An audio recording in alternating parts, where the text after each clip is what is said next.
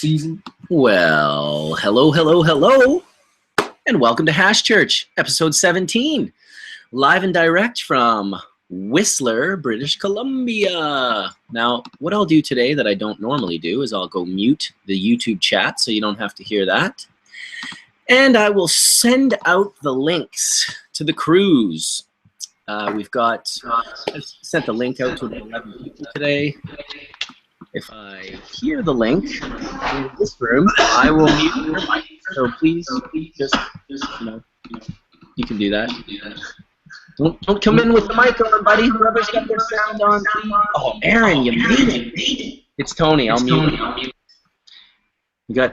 Tony's gonna need to get himself some headphones because his mic is causing mucho problemos with. I think his speakers are so loud that my voice comes through. But welcome, both of you. Tony and Aaron. And man, I'm glad it worked for you today, Aaron. You got a mic? Does that work? I'm in Bubbleman's world. Dude, that works perfect, Tony. What did you just do that made that work so good? That was literally usually when people have now problems. Yeah, that sounds good. As long as when the rest of us talk, we don't come through. That's perfect. It's really perfect. Welcome, guys. Welcome, Aaron and Horatio and Tony. I'm back in. What's up? Oh, Tony's. You guys can hear me, can you? Yeah. Yeah. Well, I just sent the link out. I'm glad that it worked out for Aaron this time. He wasn't able to get in last week, and he was trying, and hopefully it works as well for... How about now? Hey, Tony. Does it sound better now? It sounds great. Okay. I used Apple TV, and the Apple TV was interfering before, so now you won't have that. Oh, dude, that's so good because, you know, you're one of our sort of premier people for talking and sharing knowledge, and people are always very anxious. I'll tell you, I got so much shit for accidentally muting you last week. People were in the room going, fuck it, I'm leaving. If I can't hear Tony talk, I'm out of here. Jeez. How you doing, though? And Horatio and Aaron? Dude, and Johnny B. Johnny B. I've lost 20 pounds since Europe, bro. Damn. Fucking rights, buddy. You know what? I think we're both on the weight loss program. That's for sure. Fuck, good for you guys, man. Good for you guys. That's got to feel good. Well, you can actually breathe. I don't think of you guys as like fat dudes, but it's nice to see that you have that. If you got 10 or 20 pounds you can shed, I mean that's got to be feeling good. Yeah. What happens is you have a you work with the muffin top, and the muffin top gets bigger and bigger all around you, and then you're like, oh, I can't move, I can't grab my bong, I can't breathe, I can't tie my shoes. I'm like, I can't walk up these stairs, I can't eat. All of a sudden it starts creating problems. And all of that's fine. It's right up until that point where you drop the melts. You know, you've got your little container of the melts, and you drop it, and you go to pick it up, and you can't pick it up, and it's like, fuck this. See, that's what was happening. Fuck this. Welcome, Todd. Todd's Good morning. Kay was feeling a little under the weather, but Todd made it. I see he's got his morning smoothies, his morning doobie, his morning D-nail. Any other morning things you got going on under the table there, Todd, that we should know about? Morning girl. Ah, the morning girl. That's what I was looking for. Terrible of me. Can't overlook the necessities, bro. I know you like to live a good life. Welcome, Dr. David Allen. What's up, Aaron? What's up, Todd? How are you, brother? Happy New Year. What's up, brother? Happy New Year. Are you home in Holland?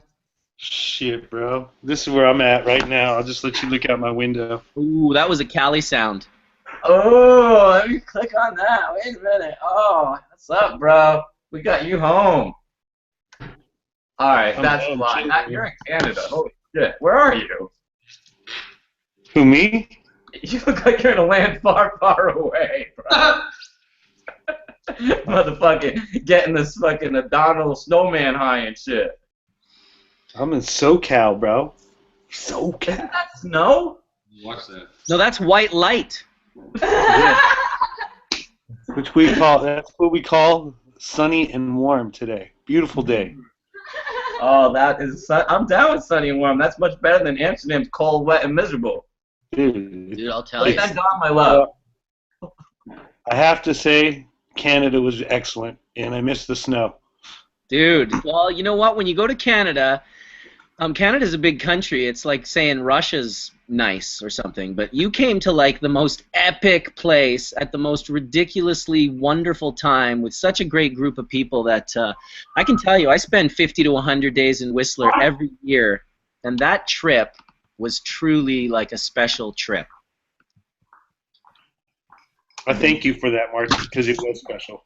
I thank you for that, actually, Aaron, because, you know, funny enough, you were really the force that put that trip together. I'm always going up to Whistler. I invite my friends all the time. But the minute you said you were coming to Whistler, man, my friends were calling me up going, hey, are we going to Whistler? Are we going up to Whistler? And I'm like, dude, I'm always up in Whistler. What changed your mind? Fucking unity in the community, bro. Respect. Everybody wants to smoke Aaron's good weed. Hell yeah. Well, we were taking care. You know what? Really, Matt was taking care of all of us. I mean, really, I felt like I didn't really have the best of the best, but Matt really made our trip. I mean, he had, what did he have, 8 different kinds, Aaron? I just know I smoked all of the barb pretty much, bro. Dude, you did smoke all of the barb. It was by far like when you got to pick out of all the 9 or 12 jars, whatever it was, I open all of them, I look at the color, and I was like, that barb, and I just, every time I work up the piece, and yeah, that shit was bomb. But, you know, I think I'll throw a shout-out to Trichome Heavy Extractions right now, and I'm about to hit my kosher full melt that they made for some of my friends over here. Hell yeah, dude! I'll tell you, it was fun hanging out with Remo the other day and hitting. We had a little session. I don't know if you guys saw it, but we smoked 6 different kinds of herb that he had grown with his new nutrients. Tony's just open blasting here in Hash Church right now. No. That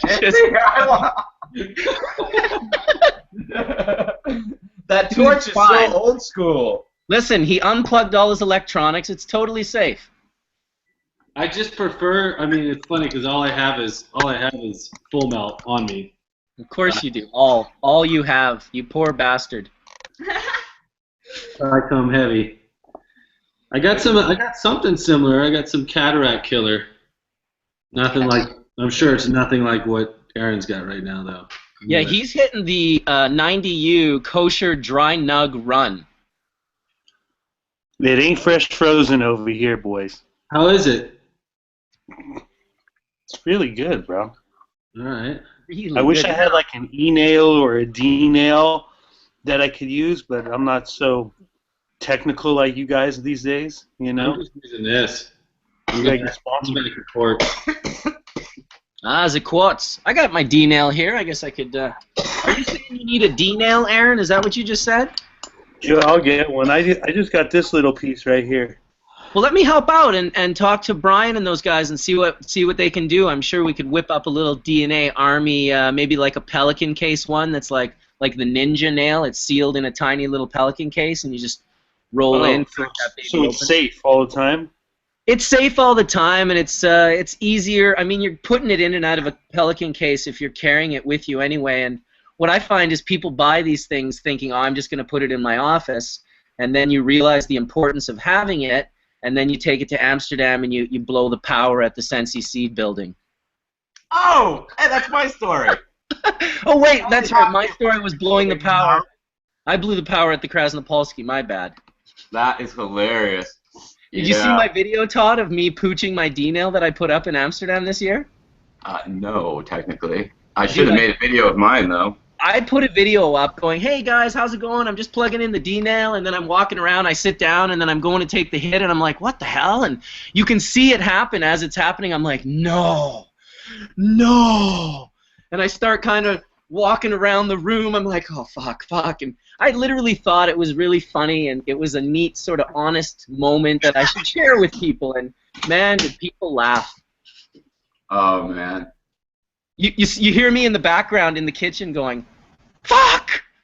Fuck! You know, you did it too. Dude, We got audio for you today, David? Can we hear you today, Dr. David Allen? No, he's still playing. He had to do this last week for, you know what, it doesn't matter. Persist. You're always worth waiting for. Even if you got to redo everything and get your Bluetooth back on, we want to hear what you have to say. So whatever you do, don't get upset with shitty technology and not show up. Power outage. Wow. That was a big hit, Aaron. Matt just sent me a picture of like a tree that just about fell on his house. He's got a power outage and he's not able to make it into Hash Church right now. Oops. Yeah, Rick's seen the video. He knows. Why does Matt always have... Say? Go ahead, Aaron. Oh, I was saying, why does Matt have an excuse all the time? Well, you know what? He honestly doesn't anymore because Matt now has moved, and because he doesn't live far away, he used to drive 2 hours every day to and from his place. So that, I kind of hinted at him, is Hash Church time now. If once a week, not every day, he's saving 14 hours a week. He can use 12 of them to do his growing and trimming and seed breeding and such, but I don't know. I think that he should come in and make his way into Hash Church. Both of you guys, out of all the people that I've been getting emails about, I mean, obviously people are stoked on all the regulars. They're stoked on Horatio and Johnny B and Dave and Todd and Tony, but they're also really stoked to hear, you know, more from DNA. They're stoked to hear from Matt the Great Gardener.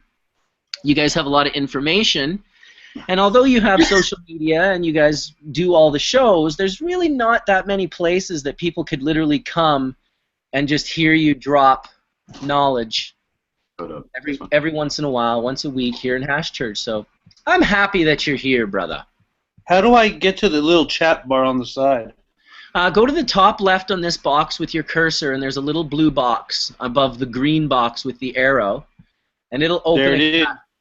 Yep. There's not always people chatting in there, but we got quite a few people chatting in Hash Church right now. And if anyone has any questions, you know, for anyone in the room, we're just it's early. Everyone's earlied up, so we're gonna hit a couple of bowls and start sort of getting Hash Church going. We're hoping that Samantha's going to come in today. I guess I could also send the link out to our good friend, Mr. Robert Connell Clarke. He was such a pleasure to have in church the other day. Yeah. He hasn't back yet. Technically, in Thailand. Is he in Thailand or is he in Amsterdam right now? No, Amsterdam was last week. Yeah, so he was just there for a short period. Hash Church. Well, he did send me a clip the other day saying, hey, listen, send me that link to Hash Church whenever you can. So we make sure we send that out to him. Oh, wow, Horatio's saying he just lost power at his house. Windy, windy, windy. Did he dump out of the chat? No, he's still Canada we're talking about? Yeah, this is Canada. It's windy as fuck up here in Canada. Major generalization. Hey, welcome, Samantha. Hey. And Samantha's boyfriend. I forgot your name already, bro. What was your name again? Ben.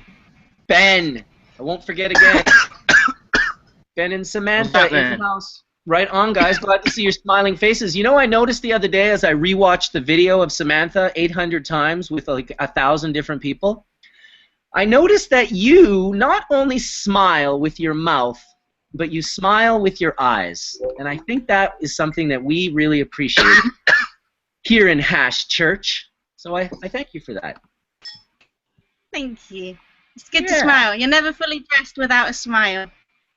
Right? And you know what? I think that I mean, everyone loves to see everyone smile, but it's especially powerful when, you know, you tell the most amazing story of just, you know, like what most of us can't really fathom. We've all had different roads, and I'm not going to say anyone's road is more difficult than anyone else's, but wow, man, the road and the cards that you were dealt and the way that you dealt with them, it's a huge inspiration. And I'd say that, you know, you talking in Hash Church the other day was pretty much by far the most inspirational moment we've had, and these are the things that I'm trying to recreate, getting more people.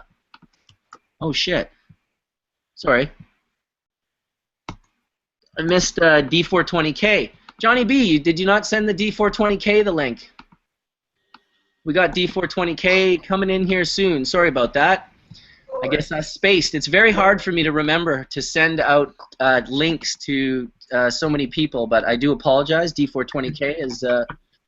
Oh, he's saying nope. Okay, well, I don't really have times for Hash Church drama. I'm sorry I forgot to send the link out. I do apologize. I feel bad now.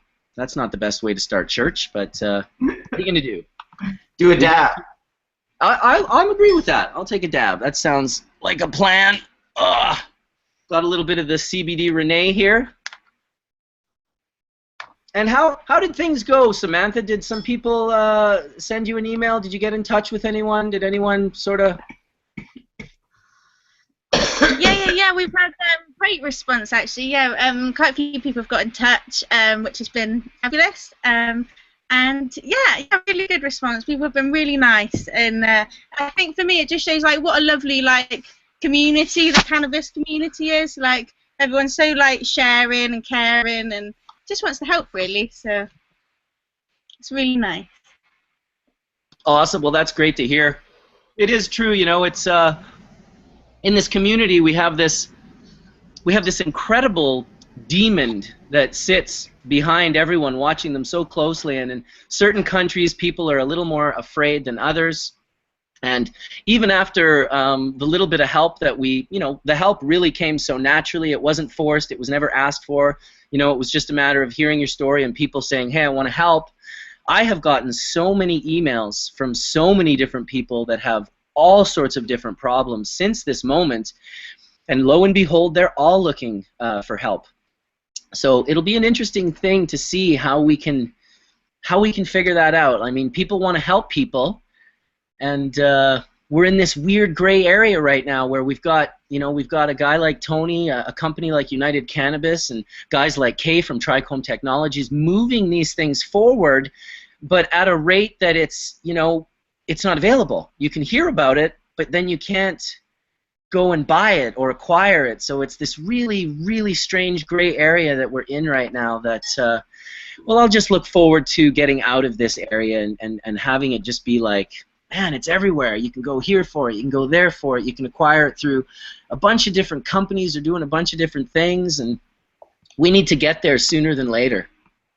Yeah, I would. Yeah, definitely. That is like the fundamental driving force of why I decided to kind of try to branch out past River Rock and then create the programs and the products and then put it in to United Cannabis. So when people are like, well, I don't understand why you would do that, it's because we're not allowed to cross borders or country lines with medicine, so it makes it extremely complicated to try to duplicate these types of higher quality products in like the UK or different places. And so to me, they're access points, they're production facilities that can productize medicine, that allow for more access. And at the same time, it's breaking down the walls and creating reform, cannabis reform along the way, and trying to make sure that everyone's not left out. And I think that's where you see such a big strength in the community, is because there's different types of divisions of the community. There's there's obviously the social and recreational side. You've got hardcore medical cannabis components that are out there now. You've got hemp, industrial hemp. You've got nutritional sectors. You've got newer sectors coming up, stuff that we're going to really push on in the biotech world with different types of technologies that we could use on a gene level and try to help people in conditions that we feel that perhaps cannabis could be a missing link. So it's really about everybody trying to break down the same wall at the same time, and then some people are getting to that wall faster, but the community's still there with those people, and everyone should have a voice right now because it's forming. So if people say, hey, we need to release people from prison that are in prison for, cannabis and there's a condition to that, then that should be part of the entire movement. If somebody says, I need to be able to access certain types of cannabis-based medicine, then that should be part of the movement, as well as completely understanding that this plant is socially acceptable and can be used responsibly, just like alcohol in our society, and it should be allowed for that use too. So that's why I think the community is so strong, because everyone's fighting for like a civil right for the plant and some division of that plant. Yeah, Tony, I think. Tony, can you hear me? Yeah, I can hear you loud and clear. I think you're totally right. I think this is a human rights issue more and more. The more you get into it, the more it is. And, you know, lately I've been pushing what I call adult use instead of recreational use, because I feel that it's a fundamental human right to existence. And our medical rights should be inalienable human rights. Whereas if you're sick, there shouldn't be another human being in the way of you getting a simple plant or a flower that could remedy your chemotherapy session or whatever you're dealing with. And, you know, I hope more and more of us fight for just our own freedom. I mean, it's not just about, oh, I'm sick, let me have something to smoke. It should be like, I'm of the age of consent. Let me drive cars, let me own guns, let me own liquor if I want it, or pornography. Let me be an adult. Let me make decisions for myself. And I think that is a human right. Well, there's no surprise that this is a not accident. It's not accidental. This is an agenda. And I think the more and more I learn about the incredible, you know, having Dr. David Allen last week talk about the endocannabinoid system as really the endocannabinoid signaling system, this really opened my eyes and my thoughts to how the endocannabinoid system is working. It's signaling things. It's signaling hunger and sleep and memory, and it's signaling all of these biological functions, and that's really how it's able to regulate our systems. And to think that we've been kept from that, really the entire medical establishment probably exists right now based on that one simple fact. Let's keep them from phytocannabinoids. We'll allow them to have essential amino acids, but we'll confuse and muddle the information so they really never consume them in a proper dose. If you remember the gentleman who won the Nobel Peace Prize for discovering vitamin C, the doses that he talks about are in the grams, and the doses that people take them are in the milligrams. So most people taking vitamin C get almost nothing from it. I had a good friend who spent 6 years in prison in Texas.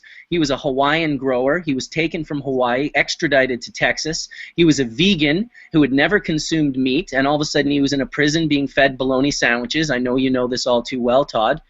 And so he used vitamin C in prison, hyperdosing it, and basically kept himself from getting really ill.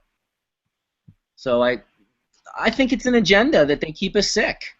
Well, I'd like to point out, you know, it's funny you say that, because if anybody watches Michael Moore's documentary about called Sicko, he was interviewing the French health minister, and he asked the French health minister if he thought we would ever have socialized medicine in America, and his response was simply that, oh no, you have too many people, and if they were all healthy, you could never control them. And I thought, wow, I mean, to think that the medical system being unaffordable would be a mechanism of social control, it never entered my mind until I heard him say that. And truthfully, they outlawed cannabis before we knew what vitamins and minerals were, because when they were pushing this legislation federally through in the 30s, we didn't have vitamins and minerals in our scope of thinking nutritionally until the 40s and 50s, truthfully. I mean, and then EFAs didn't come along to the 70s and 80s. So but it was all about paper back then. They have outlawed the most nutritious plant on the planet without even knowing it. What were you saying, Aaron? I was just saying, you know, back when it was all about cannabis and hemp, it was all about the fibers and the paper. It wasn't really about. I've totally forgot where I was going now. Fuck.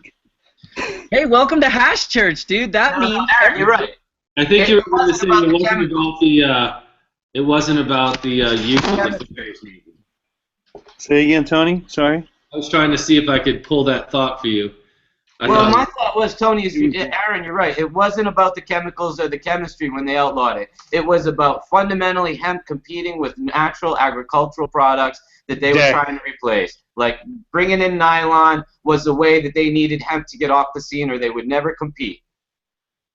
But you know what? Let's take it back even further, and let's go back to before these guys, the businessmen, the corporate douchebags, took over, going back, I don't know how many, 100, 200 years, 100 years. But before that, we had religion. And what did religion do? Religion went into every culture. Christianity, when I say religion, Christianity went into every color, and it removed the sacrament that was plant-based. It removed plant-based sacraments and it replaced them with the blood of Christ, i.e. alcohol. And so this goes back so far of them wanting to fuck with our herbs, wanting to seriously remove sacraments. Do you know what a major historical context that is? Like how major of a turning point for every culture that had the Christians come in and strip them of their sacraments and say, no, you don't need this plant. You need this booze. So I agree with everything we're all saying, and I think to add to that, to really simplify it for those who are trying to look into the cannabis industry, not knowing anything, it's as simply as this. We've all seen when we grew up as kids in grade school what happens when we remove bananas out of society. Just remove bananas. Bananas no longer exist on the planet right now. And if you remove bananas, a lot of things start to happen to society. Look at the movie like Castaway, or if you were on a deserted island and all you had was coconuts, and that has electrolytes, it has food and proteins and essentials. Remove the coconut. That's how essential it is. So what that would do long term, just like taking opiates, long term, how it breaks down the system and the signaling system, we never have a chance to even turn the signaling system on, let alone we start to degenerate it and depreciate it and put it on the back shelf and let it collect as much dust as possible until the signaling system just turns off completely, and we start to have problems, and we start to develop things like cancer and changes into society. In the long-term use, nobody's ever studied the long-term use of removing cannabinoids from the human body for 70 years. You know? Yeah, and that's, comparing, it's interesting when you compare the bananas. Anyone that's ever traveled to the Caribbean. What about tomatoes? A fair amount of times. Tomatoes, don't even mess with my tomatoes, man. You won't have no pizzas, bro. Ooh. I need pizza. I need pizza too. Hey, we're 28 minutes into Hash Church. We've got over 300 people. Once again, I do want to apologize to D420K. I know he's upset right now. I forgot about him and forgot to send him the link, and he's one of my closest friends. So I apologize, D420K. Hopefully we can get you back in here and smoking a bowl and understanding that I'm human, I'm fallible, I make mistakes. This is one of the main reasons I don't fuck with BHO.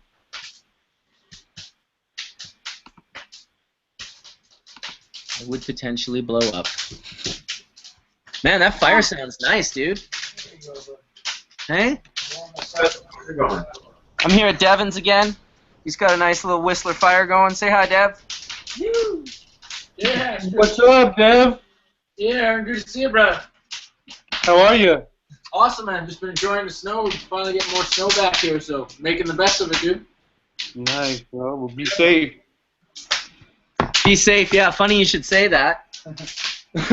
He damn near crippled himself about a week and a half ago. Last week's Hash Church, he was sitting here with a very badly bruised lower back.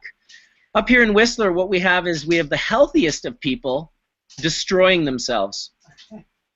Yeah. My back is still fucked up. Dude, that's not funny. And B, that was from the Coca-Cola tube park. How do you even tell that story? Dude, you would have been getting helicoptered out of like the kitty. It's like the most kiddiest of kiddiest places you can go on the mountain. Okay, well, here's the thing. And you get injured. But here's the thing. Do you not think that when we were going backwards on that tube, right at the top of the peak, and you thought you were going to fly, weren't you more scared then than even in the bobsled? The bobsled was pretty fucking like. I look at that. I show that video like every other day, bro. And I can't tell you, like Tony, you're gonna see the video, bro. We're gonna be on the plane together, and you're gonna see the video, homie. I'm gonna show it to all of you. Like, there's like something like a broadcast on the TV on the plane. I'm gonna like put that shit up there because it was so fast and like just the way you feel going into it. My back's already sore, and now I gotta pull 4 Gs. Mark watched me sink into my thing. I just kept 4 Gs. I just kept getting smaller and smaller and smaller. I was like, holy shit. And finally, we were going uphill and slowing down for like 2 football fields. Dude, and what you should mention, because a lot of people might not understand G-force, but 4 Gs for Aaron is about 795 pounds of pressure that would be pushing down on his body around the, I guess, final 3 turns. I believe that's where we were in the 3.5 to 4 G range. And I mean, my God, was that? I tell people to this day that was one of the funnest things I've ever done. Like for 40 seconds, it's. You guys were together in the sled? Yeah, dude. Like together is an understatement, bro. Inside that sled. It's closer than I've ever been with Aaron. I'm glad I had some strange chick in front of me. Yeah, you know, when you go up to Whistler, it's always nice to get some of that strange. Oh, yeah, what a funny experience, really. All right, another bong rip is in order. We won't have the loud fire going the whole time. We're just getting the kindling going, so it's a real, hopefully nice, warm feeling for you guys at Hash Church to hear the crackling of the fire. I'm wearing shorts here in California. I don't know about you guys. what's the weather like there, Aaron? It's about 67 degrees right now. Nice. Almost 70 degrees. Not like really no clouds. Tough living that Cali life, man. It's hard to leave it when you have other opportunities elsewhere.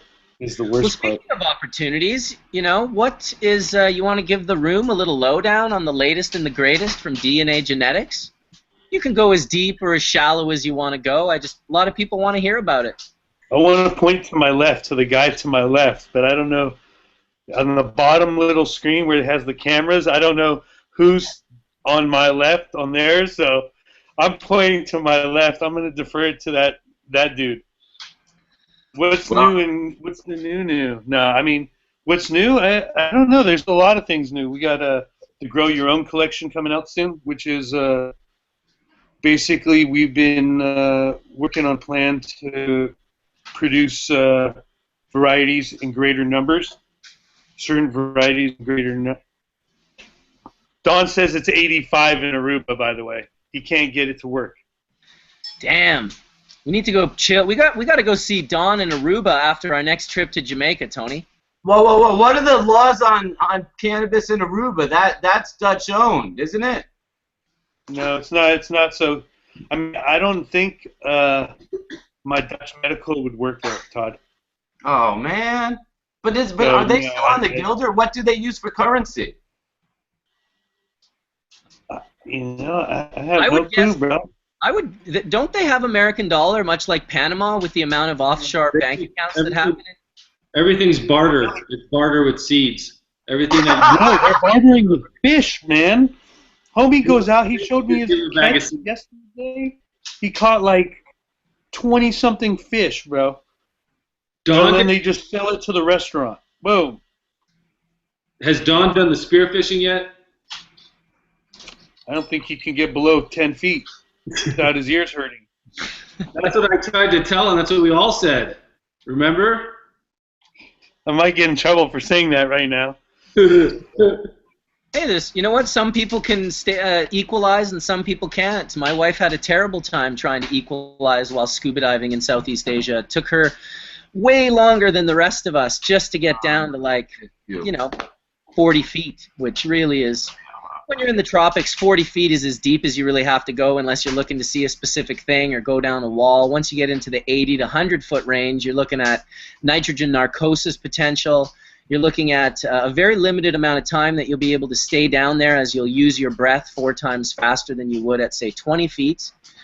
And then sometimes, in order to acquire or to not acquire the bends, there's also stops that are required as you come up. Everybody, Bubbleman, the Reverend Ash is with Got that on. Toddy B. There, thank you. He's quick. He's quick. He's not mucking around. That's very awesome when you guys can take care of that for me. Then I don't have to worry about it. All right, get Mr. Cookie in here. Oh, wait. See, I'm getting text messages now from Don since he can't get in on this thing for some reason. He says he free dove 25 feet. Okay. Oh, wow. Okay. Did he shoot anything? Well, I have to wait for another text message. He can't get on this fucking thing. I heard Well, in Aruba they don't have like cell phones. They have like more of like a typewriter that's that sends text messages out. Like a big one that you wear on your wrist? Yeah, no, it's like, and then you like hit a button, and that's like how you have to text message. So I sent the link out to Jibs and Ken, so we might see those guys at the Trichome Heavy Extracts factory later today. He says, Is that the same link you sent me, Todd? I mean, Mark? It's the same link, yeah, it should be the same link. Yeah. He just hit me up. Kevin says he'll be in the lab in a bit, thanks. And then he says, thanks, homie. So that he'll probably set up the computer while they're in the lab making hash today. That'd be great. I'd love to have those guys in here making some hash. I mean, how great would that be? Hash Church, and, you know, I've only made hash in Hash Church a couple of times. Just to have it in the background. It's like music. Absolutely. It's better than music. It is like music. In fact, to be honest, usually who holds it, you know who holds it down usually in here is D420K. He's usually making hash while he's in Hash Church. He's in the background doing it. Well, we'll see him later, I'm sure. Oh! So what else? I guess what I was going to say earlier when we were talking about the prana and the sort of products and the you know, with Samantha talking about getting people help, you must get the most unbelievable abundance of emails in regards to this, Tony. Yeah, that's why I was talking about trying to get off Facebook, because it's like hundreds of messages that I can't even get to. And then we try to, so we actually have the link with the software. So the whole time I was just doing this out of River Rock, but the actual link that we have for the Act Now program doesn't require patients to be at River Rock. The whole idea was to get it outside of that center and expand it to as many centers as possible so people can access it, you know? Yeah. And so that's like what I've been gearing up to do this year, and then from there, that's what Vegas is for, and that's a state that's reciprocal. So any patient that has a medical card can actually visit Vegas. There's a reciprocal state there, and that's what is important. And then California with the tribes, it's interesting to see that was the feedback on that, because people must think that we just kind of like picked it out of the air and was like, hey, we're just going to go start growing on tribal land. You know, like, like that's been a year of talking, dancing, dating before you get married. You know, it's a long time making sure that you can consult with how each sovereign nation has their laws and their governing laws and stuff. And those types of things take a long time, because there's a lot of concept and thought and culture and spirituality. Like in Jamaica, there's, you know, spiritual Rastafarian use of cannabis. There's also places for that in native and tribal culture, you know, and each tribe has their own type of unique concerns. So that takes a long time to like talk about things and get to know each other. It's like when we became friends, it's easy for us to become friends because we're kind of the same age, we're in the same industry, we've been around the same time. We appreciate, you you know, the plant for its entirety, and we appreciate hash, and so we have this common bond, and it's easy. But imagine if someone was didn't have that common bond, but wanted to have the same freedom and wanted to have the same expression to help people, you know, because they're natural healers, right? And so that's been a year in the making, and now what we're going to be able to do is work with farmers in California and be able to process and cultivate on tribal land and be able to get the products into the marketplace.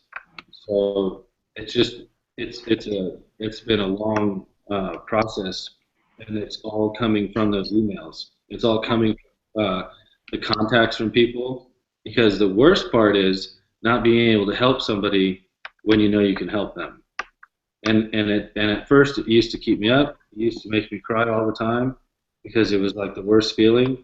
And now it's like I feel like I just have to work as hard as I can, put my head down, and say, okay, how can I get that there as fast as possible, and you know, work within the legal laws and limitations of what everything that's on the board offers. So with the tribes, it's something that they don't need to wait for California to get their laws together, because they have their own, and then they have exemption just like they do on other things.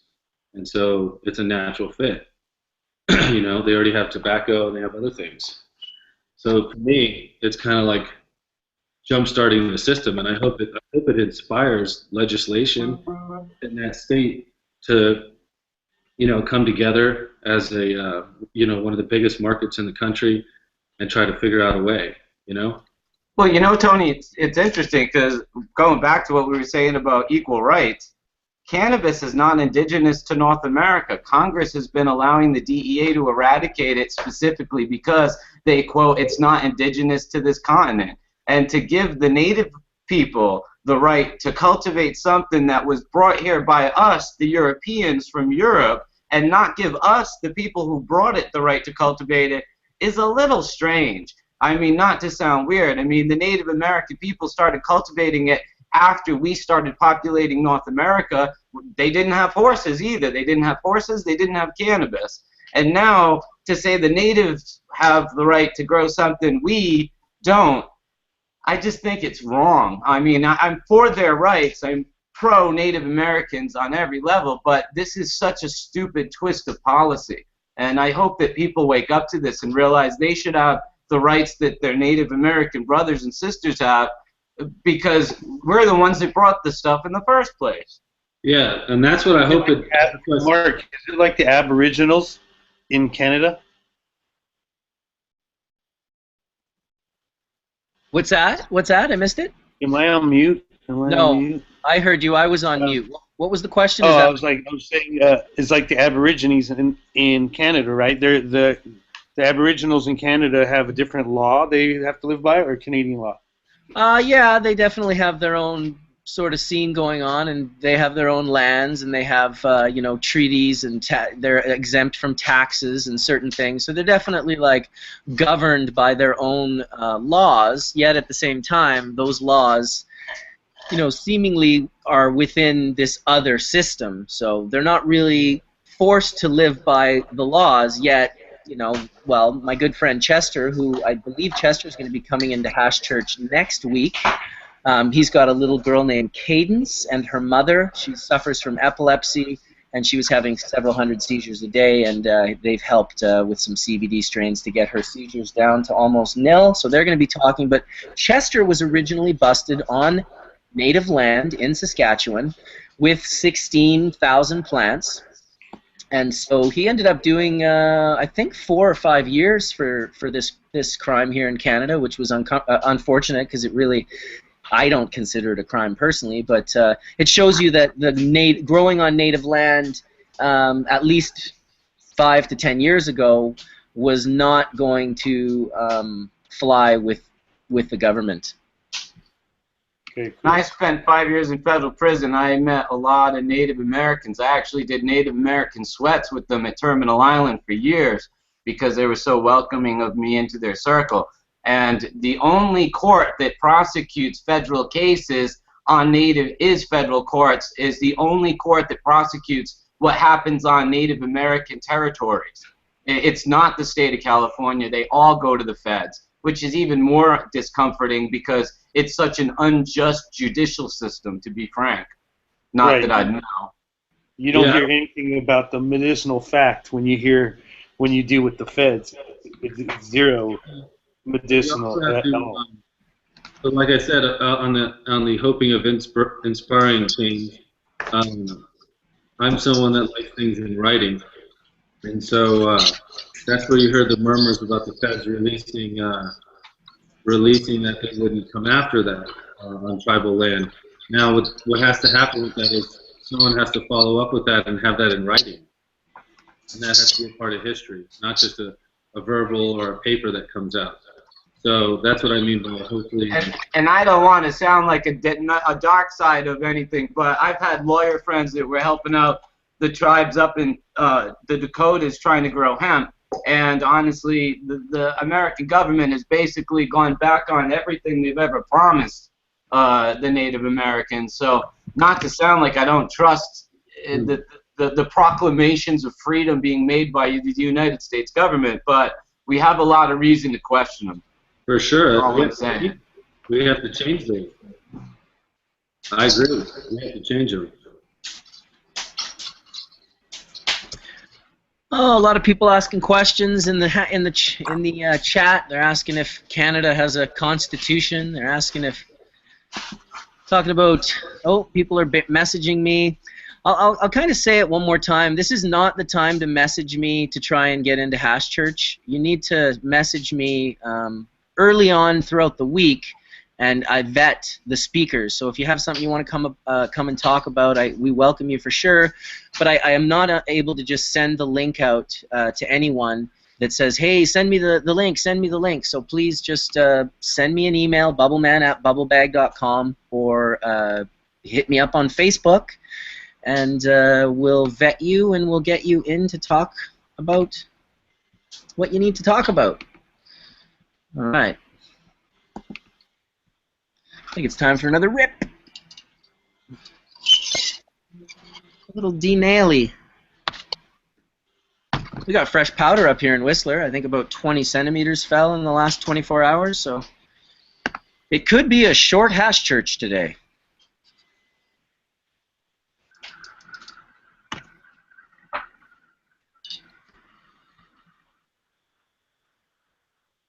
We got sound? Anyone got sound? Can you guys hear me, or are we just in quiet mode? We were quiet, but who's going to Spanibus? I saw DNA is one of the sponsors, man. I look forward to this. Are you going to go, Mark? You know what? I am going to go, and I'm absolutely stoked on Spanibus. I've gotten in touch. So many people have gotten in touch with me just from different places that Tony and I visited last time we were there, wanting to kind of have special events at their private clubs and stuff. So we'll probably be holding it down at HQ, which is Hemp Quarters. Definitely one of the nicest spots that I saw in Barcelona while I was there. We unfortunately didn't get to the Strain Hunter spot, but I have since talked with one of the gentlemen from the Barcelona spot, and he invited us down there as well. I think those will probably be the two. I really like the quality of both those places, and I could see myself spending a decent amount of time there. Have you checked out Ben's museum? Have you checked out the Hash Museum in Barcelona yet? No, I still have not. I can't believe we didn't get to check out that museum. Harry, have you seen it? No, I want to see it. I think this year will be the time for me to see it. You're both going to be blown away, honestly. It's fantastic. It's over 1,000 square meters of the most collection of cannabis culture, history, hemp. It'll floor you. The cabinets are custom hand carved and with cannabis leaves in them. Everything is to the It took Ben 12 years after finding this building to actually open the museum in 2012. Wow. Right, I know he's been working on it for a long time. You know, I know he's had it for a long time. I know he's had the one in Amsterdam that he could never open also for a long time, you know. That changed. I think it's something else now. Well, now it's the hemp gallery. well, technically Ben bought the old tattoo museum on that street that I can't pronounce, that's right down the street from the Hash Museum, and turned it into the Hemp Gallery. And because of stupid laws, the one in Barcelona is considered a gallery because they gave him shit about a museum.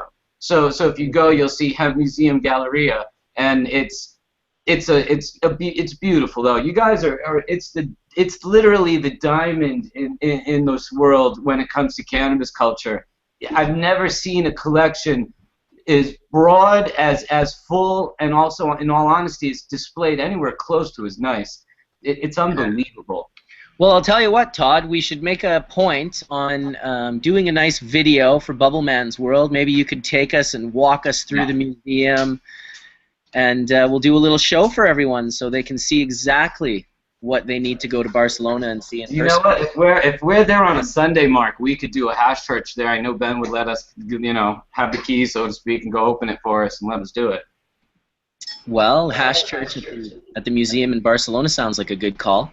That sounds like we could do it in the hash part, where all the hash pipes are. That'd be great.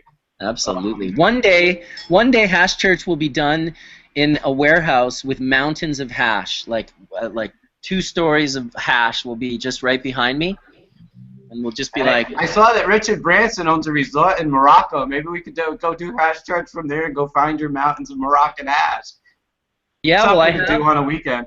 Absolutely, man. You know what? We'll. Hey, Aaron, you want to go to Morocco and see what's his face? Yeah, you go. Oh, of course. Samantha's like, I'm coming. What are you talking about? First, I got to take my ass away from California. Yeah, I guess that's hard, huh? That Cali living can really sort of suck you in. Really hard. Like I said, it's like, there's opportunities other places that I could be. Do I need to be here? I love it here. That's my problem. As you get to a point in your life, you realize, well, it depends on if the work you're doing is bigger than you. If the work you're doing is bigger than you, then you're forced to go to spots that maybe you won't even be stoked to be, but that's where you need to get the work done. But hopefully we all manifest ourselves to be where we want to be. We've got a great big world. All sorts of it needs help with the topics that we're all focused on. I don't think any one spot is gonna be the spot. I think that information used to be more like a mighty oak tree, and that they could chop the oak tree down and keep the information from everyone. But it seems as though now we're all more like blades of grass. No matter how many they mow down, we just keep growing. All day. That was very poetic, Mark. Because they keep mowing us down, for sure. Dude, they do. And it's literally as violent as a lawnmower. Feels like it. No lie. Nice. I'm the type of guy that's like, there's like the land between us and the land between the government, and I'm just throwing down squares of sod right on the grass. Boom, boom, boom, boom. And everybody's like, what is he doing? And he's like, he's just putting grass everywhere on their lawn. He's just going right on top of their lawn and throwing grass on top of it. We're planting right there. Well, I'd like to suggest a mass planning. What we really need is, like, on the 4th of July here in the United States, the Day of Independence and Freedom we supposedly all have, we should all go out and plant cannabis. See how free we are. Just go plant flowers. We should encourage it. That's a DNA Army mission right there. Well, you know what? I'll tell you something, Todd. Recently, it was just last night, actually, I watched a recorded show of Jimmy Fallon. Late night, I was like, I'll throw on Jimmy Fallon. And this dude comes on as the guest, and I'll probably pronounce his name wrong. I think it was Leclerc. He's a rapper dude, new, hot artist. And he sung this song, America. And, dude, this shit was almost like, Ice-T's old band Body Count, in the sense that it was heavy and metal-esque, but really it was full-blown hip-hop. And the shit that he was singing, I'm telling you, man, there must be some freedoms in America for him to be able to go on a TV show like that and sing. I mean, the whole song was called America, and it had an American flag behind it, but he wasn't singing in the best of light about America. It was pretty heavy. I was kind of like, how did they let him did he lie to them and tell them he was going to play one song and then just play this other song? At one point, he's singing a verse about America. I'm not from your country. I'm the one that makes your T-shirts. I work in the sweatshops. And, man, I'm telling you, powerful lyrics that you could just see in no way, shape, or form would that ever be allowed in, like, North Korea or China or, like, certain countries that, you know, that I'm just saying you guys do have a level of freedom. Let's be honest. I'm not saying we don't. And I'm really fortunate to have been born, honestly, in a country so progressive. I honestly my home state is Rhode Island, and I'm totally proud of what's happening in Rhode Island. They're experiencing change from the top down right now, whereas here in California, where I've lived since 1992, it's been a struggle from the bottom up because our governor wouldn't allow us to change the law here. Way back in the early 90s, we did the initiatives we did with Jack Herod, Dennis Perone, and finally the medical one passed, but it's been a struggle all the way for our rights, and we see progressive nature in like New England and Rhode Island happening with the legislators taking the lead and changing this from the top down. And last August, I was honored to be able to go back to Rhode Island and rent the Rhode Island Convention Center and do 3 days of lectures teaching people how to grow medicine, basically out of my next book. And it's fantastic to talk to people because police chiefs, fire lieutenants, they're being told by the state powers that be to leave us alone. And this must have happened after alcohol prohibition ended. At some point, Jack Daniels went from being an outlaw with a still in his backyard to just being a guy with a business, and the same cop had to drive by and had to change the way the cop thought about Mr. Jack Daniels being outlawed and now something everybody has in their bar.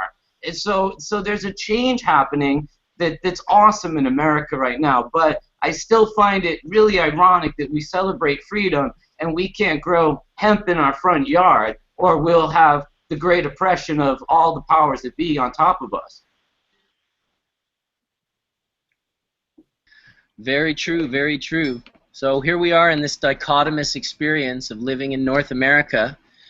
We have certain freedoms, and then we have other not so certain freedoms. And, well, you just got to remember that it's a big world out there, and we're definitely in a more progressive part. And there's a lot of people that are still, you know, living in the sort of Nancy Reagan platform of just say no. There's still people dealing with that. I think one of the things that I like about Hash Church the most is not necessarily,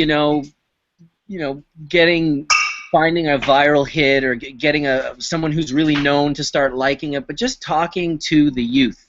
The youth that's sitting out there every night at their dinner tables while, potentially experimenting with cannabis. Maybe from what I saw, generally there was the people that got the most into cannabis in high school and afterwards tended to stay away from alcohol. It was almost as though if you could find cannabis early enough, you could use it as your guiding light to lead you without the help or without the hindrance, I should say, of alcohol. Yep, I agree with that. I don't really drink. I don't really drink. I don't know. But we hit a lot of ganja. Smoked a lot of ganja. I smoked a lot of hash. I don't drink. I don't really drink. I mean, I might drink every now and then. But I think you don't. I mean, I learned not to drink from getting too drunk one time, pretty much. Get taught a lesson. Don't eat Dave's bonbons. Those lessons. Don't eat. Remember Chocolata in Amsterdam with their hashish bonbons? Oh my. But Dude. Moderation is the key to success, I think, honestly. And it's when we talk about inspiring stories, there are so many in cannabis because I think it really led us down a path of natural oneness. We were more open-minded to trying things like eating healthy or exercising and taking care of ourselves. Cannabis definitely brings together the mind, body, and spirit, which really was the 3 focal points of martial arts, balancing these 3 elements of our life. And cannabis has been just a fantastic part of it. It's funny because, my friend Adam, you guys know Adam Scorgi, who made The Union, he went and worked on I Am Bruce, which is a documentary about Bruce Lee, and before we did the Culture High. And he called me up saying, do you know the one thing that comes up in every single interview that we do when people are talking about Bruce Lee? And I said, what's that? He said, marijuana. And he said it was the only thing found in his system when he died. And he says, but the family didn't want them to put it in the documentary, so it went unmentioned. But I think a lot of people that are trying to fucking better themselves and to find balance in their lives find cannabis to be a major tool for that. You know what's creepy about that? I woke up this morning and I was thinking about hash church, and I was thinking about the endocannabinoid system, and I was thinking about Bruce Lee's style, the no style. I kid you not. And then you brought up Bruce Lee, and I was like, oh my God, that's so creepy. But it's true. It's my point, and you know, not to, is that honestly, we are the culture. We're not the counterculture. You know, if you like Led Zeppelin, the Beatles, the Stones, those are all stoners. I mean, if people have ever sang along to, you know, Got to Get You Into My Life by Paul McCartney, they're singing along to his love song to marijuana.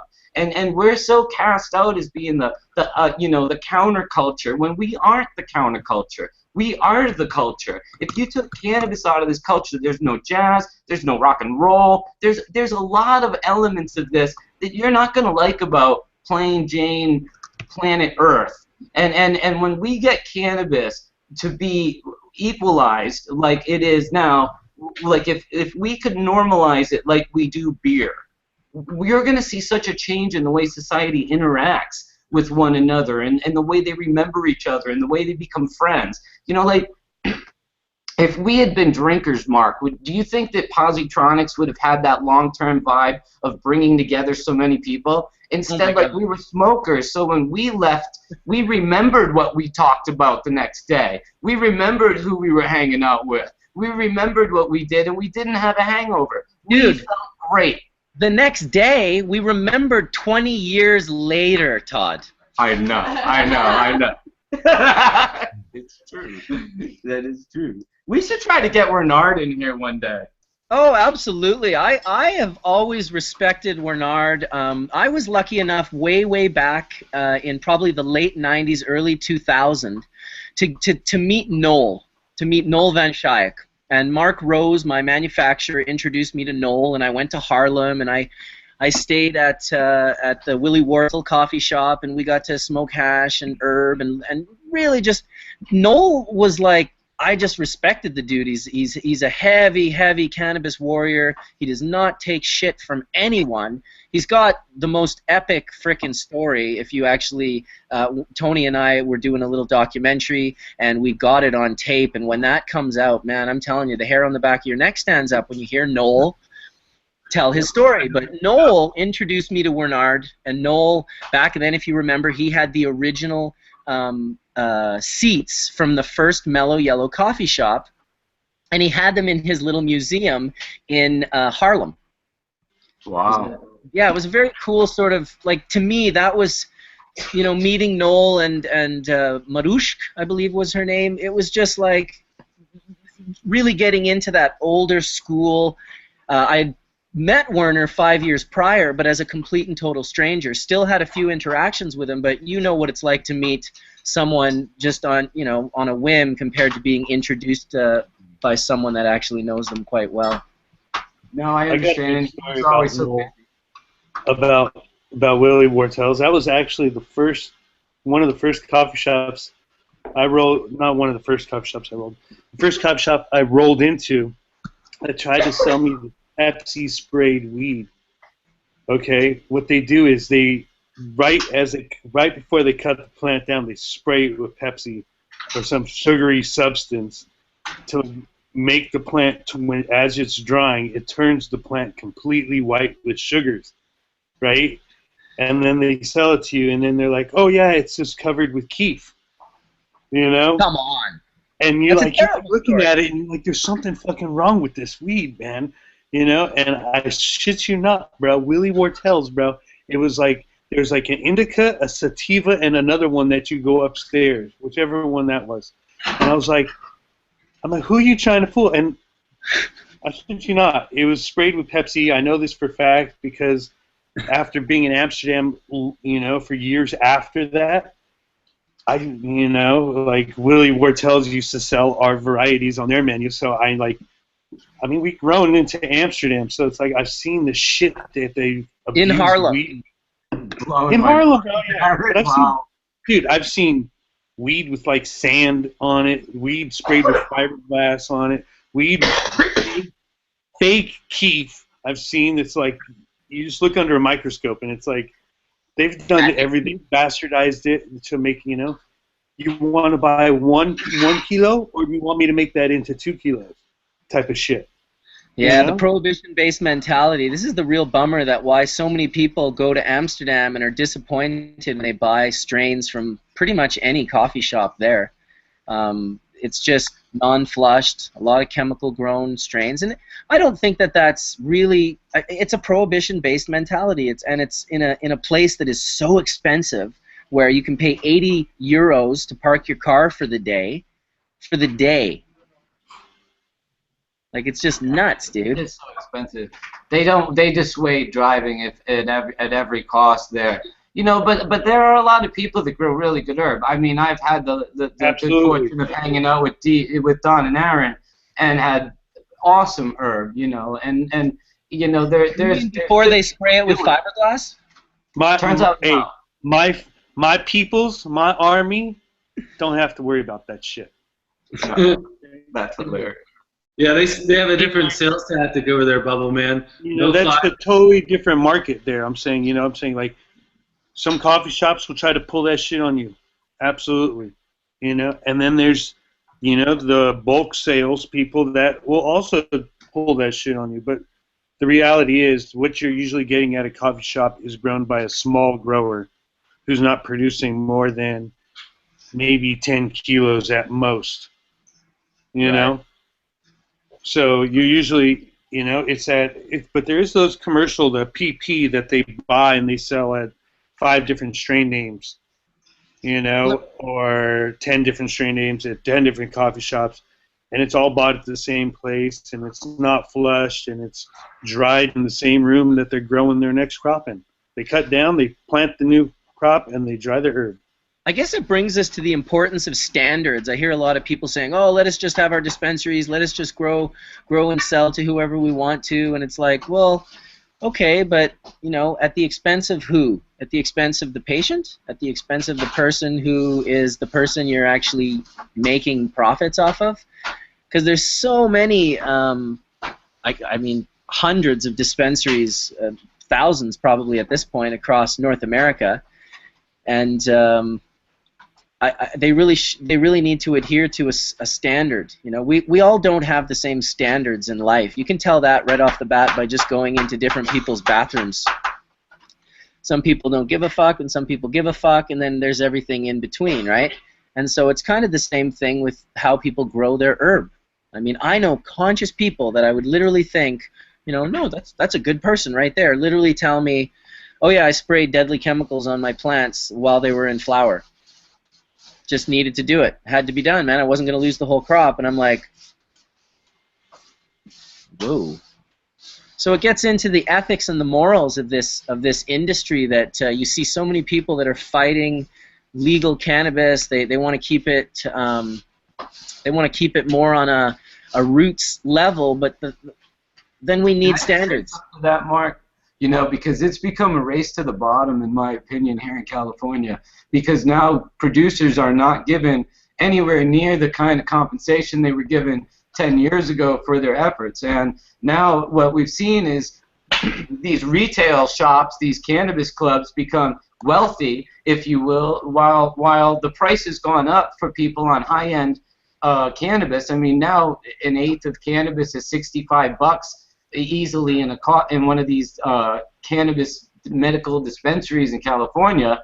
So it's higher than it was when it was $400 an ounce in the 90s. You know, when cannabis cost $4,800 a pound wholesale and retailed for like $64, that was $400 an ounce. Now people pay more than that retail, and producers are paid way less. And because they're paid way less, they're actually doing very unethical things in order to harvest their cannabis. And I think that it sucks because what's happening with this quasi-legality is it's hurting the end consumer, if you will, because there's nobody checking, there's nobody doing any regulation. And honestly, it shouldn't be this expensive, because now if they're going to legalize it, it should be like this bong. It should be just figure out how much it costs to make, double the price, sell it at wholesale, somebody else retails it, and it's a day. And I think that growers are going to have to get used to the fact that cannabis may be $10 an ounce for the best buds you've ever seen, because grandma is legal to grow them down the street and is willing to sell them for that cheap. So I think we're going to see this whole industry get flipped on its head. I love it. We can grow mad cannabis, $10 an ounce, whatever, $10 a pound. I want all that resin. Right there. I'm gonna farm resin. But there are people opposing legalization right now because they feel like it's gonna destroy the price of cannabis. When we tried to pass 19 in California, Humboldt, Trinity County, and Mendocino County all voted no. And the problem is that we got to let go of these prohibition-era prices. We've got to let go of all the profiteering, and we really got to get our freedom, because that's the only way we're going to get really good prices, legalization, standardization, no chemicals, organic growing, what we want, really, what's good for us. Well, that's it. Prohibition-based mentality growing is going to be a thing of the past. And you can see the people who are the first people to call out a guy like Tony as a sellout are the people who love prohibition. They love making $3 grand off a pound of weed. They think it's just wonderful and great. They don't need standardizations. They can sell microbial, bacteria, contaminated cannabis to people that they think, that they're helping, and they're just quite happy with that system. But people with a larger vision are going to move this to where it needs to be. There's no way that we can continue to base our profit margin off of our friends going to prison. That's what the cannabis profit margin is based on right now. It's based on people going to prison and being locked up and people's lives being destroyed, rather than it being like an essential food source. Okay, well, let's give it the value of an essential food source. Maybe, okay, $2 a pound for tomatoes. This is more valuable than tomatoes. Let's make it 4 or 5 or $10 a pound. Well, You want a salt and pepper shaker full of dry sip to go on your salad, sir? Dude, I got one right here. What are you saying, Tony? So, all right, let me give you some real-world experience, since I'm actually in the market in Colorado with, 12 to 15 licenses, and I have, started as a caregiver, seen the laws evolve, and been doing what I call adult use, and the world's coined recreational, because it's almost near impossible to get people to understand adult use. So, you've got the retail, you've got the medical, there's wholesale, there's processing. So seeing all of the different angles in the industry and being in it both sides, there was you see different types of prices and the way things have fluctuated. And so it's kind of been, you see things happen differently in the wintertime than you do in the summertime, slightly, with maybe 10% now.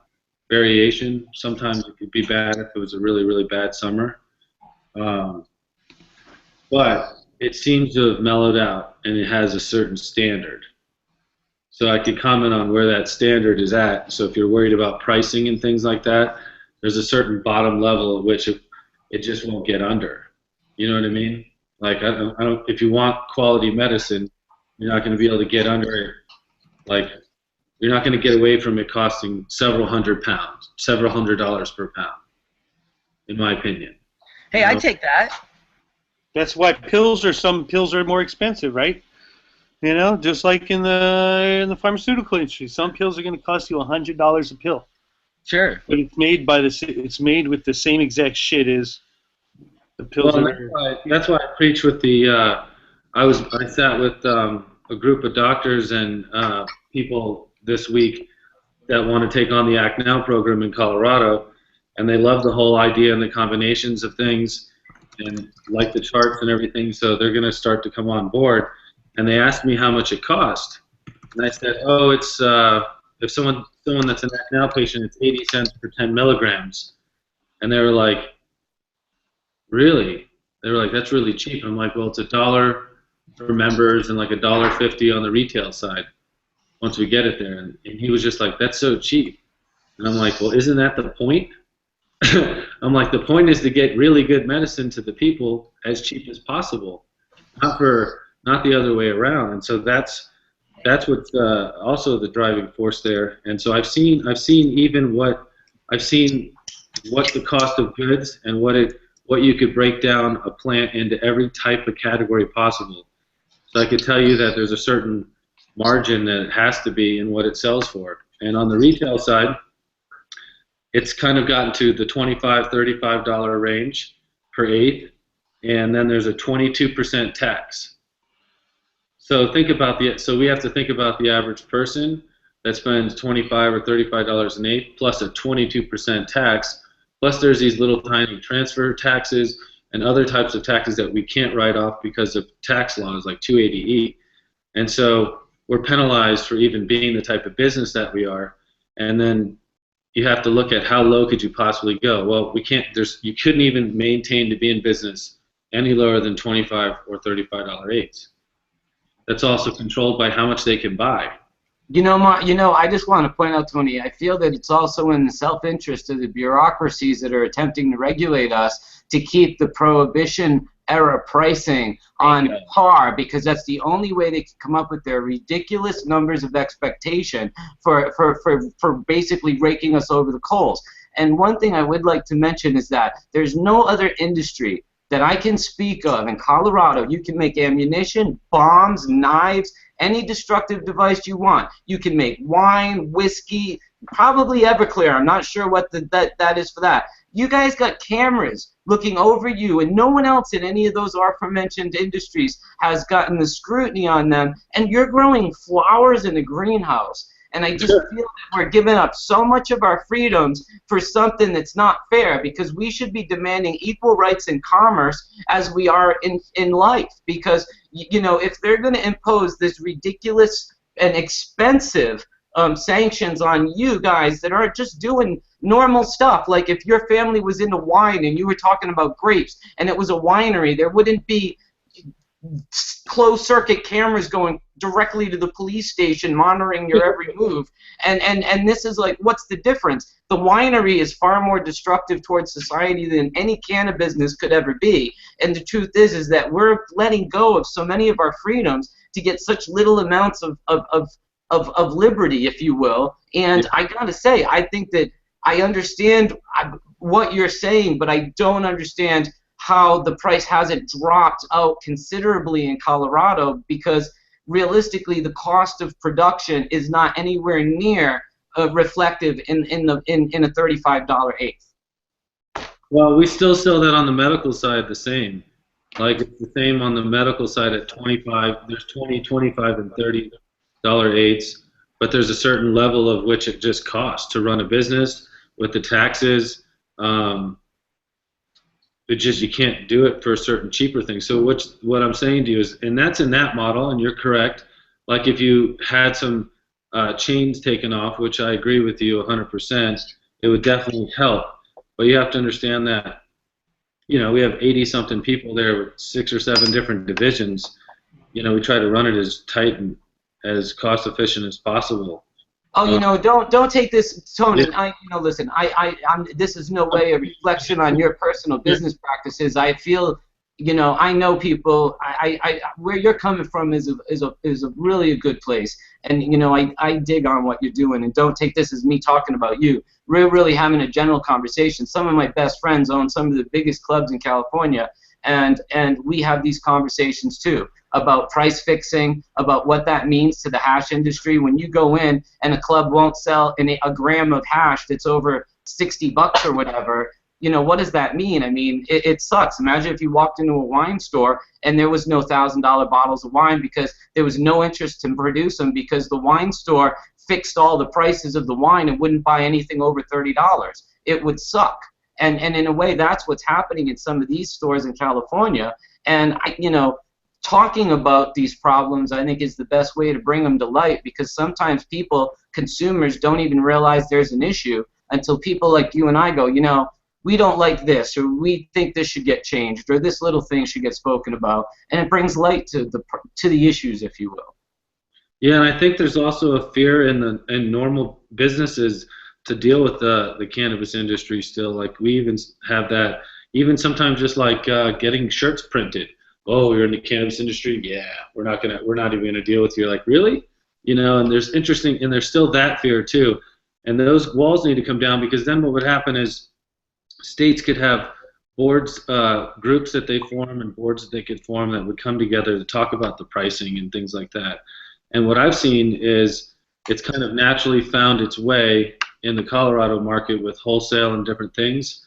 So you're in wholesale, you could see anything from 22 to 2,800 range, but very rarely is it over 3,000, and sometimes you might see it under 2,000, but the quality is something you wouldn't want to mess with, but the 22 to 2,800 range, and that, what I'm saying that about ultimately at the end of the day is it's a good thing, because it's not $10 a pound or $100 a pound, because that gives a lot of jobs when you're able to have something like that. And if you're still able to deliver, like we deliver full melt for $30, $35, to a person. That's killer. It's just what I'm saying is it gives you a certain gauge of what could happen in a state if certain regulations and environments were imposed. So this is just gauge one, if you will, the Colorado model. I don't necessarily say I agree with it or not. It's just a model that we have to work within. So each state needs to really think about it and look at what has evolved here, look at what evolves in each place, and eventually there needs to be some kind of group that comes together that can offer like national advice and a committee. I mean, the government needs to allow that type of next involvement, like they do with alcohol and they do with ammunition. No, it's the next step. Our equal rights in commerce is our next step, and I think that's what has to happen. We have to start talking about it with that kind of regard, that what we're demanding is simply the same treatment we're giving to other industries, and to be considered a demographic that we are. I mean, we're a huge demographic when you look at how much money and impact we have on the culture and the society. Yeah. It's a very healthy alternative to what we've been given in the last 60, 70 years when it comes to alcohol, beer, and tobacco as our Friday night specials. When you add hashish and cannabis and ganja to the mix on, Sunset Strip and every little boulevard like it across the nation, it's going to change the vibe considerably. I think, we'll see a lot less violence, a lot less anger. I think it's going to change the whole scene so much, and I think that it's going to also blow up. When you see legalization happen in places full on, and, you can go do fields in San Diego that are just as far as the eye can see a ganja, I think it's going to have huge impacts on the prices. It will be not economic to grow cannabis indoors using lights, I think, honestly, after legalization. Fields of DNA. What do you think about that, DNA? What do you think about that? Do you see it moving into a greenhouse and outdoor? They need seeds, bro. It all starts from seed, bro.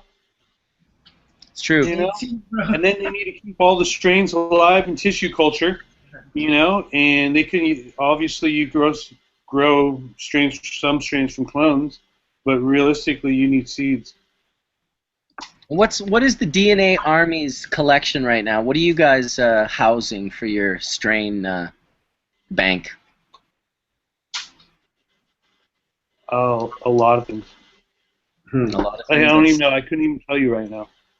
Damn, you got to get that shit down in like like the DNA Bible. Open it up and see exactly what's available. And someone wanted to know when your cookies Tangy drop was happening. Is that a thing? It's already been selected by our friends at Gold Coast. Ah, the Gold Coasters. You know what?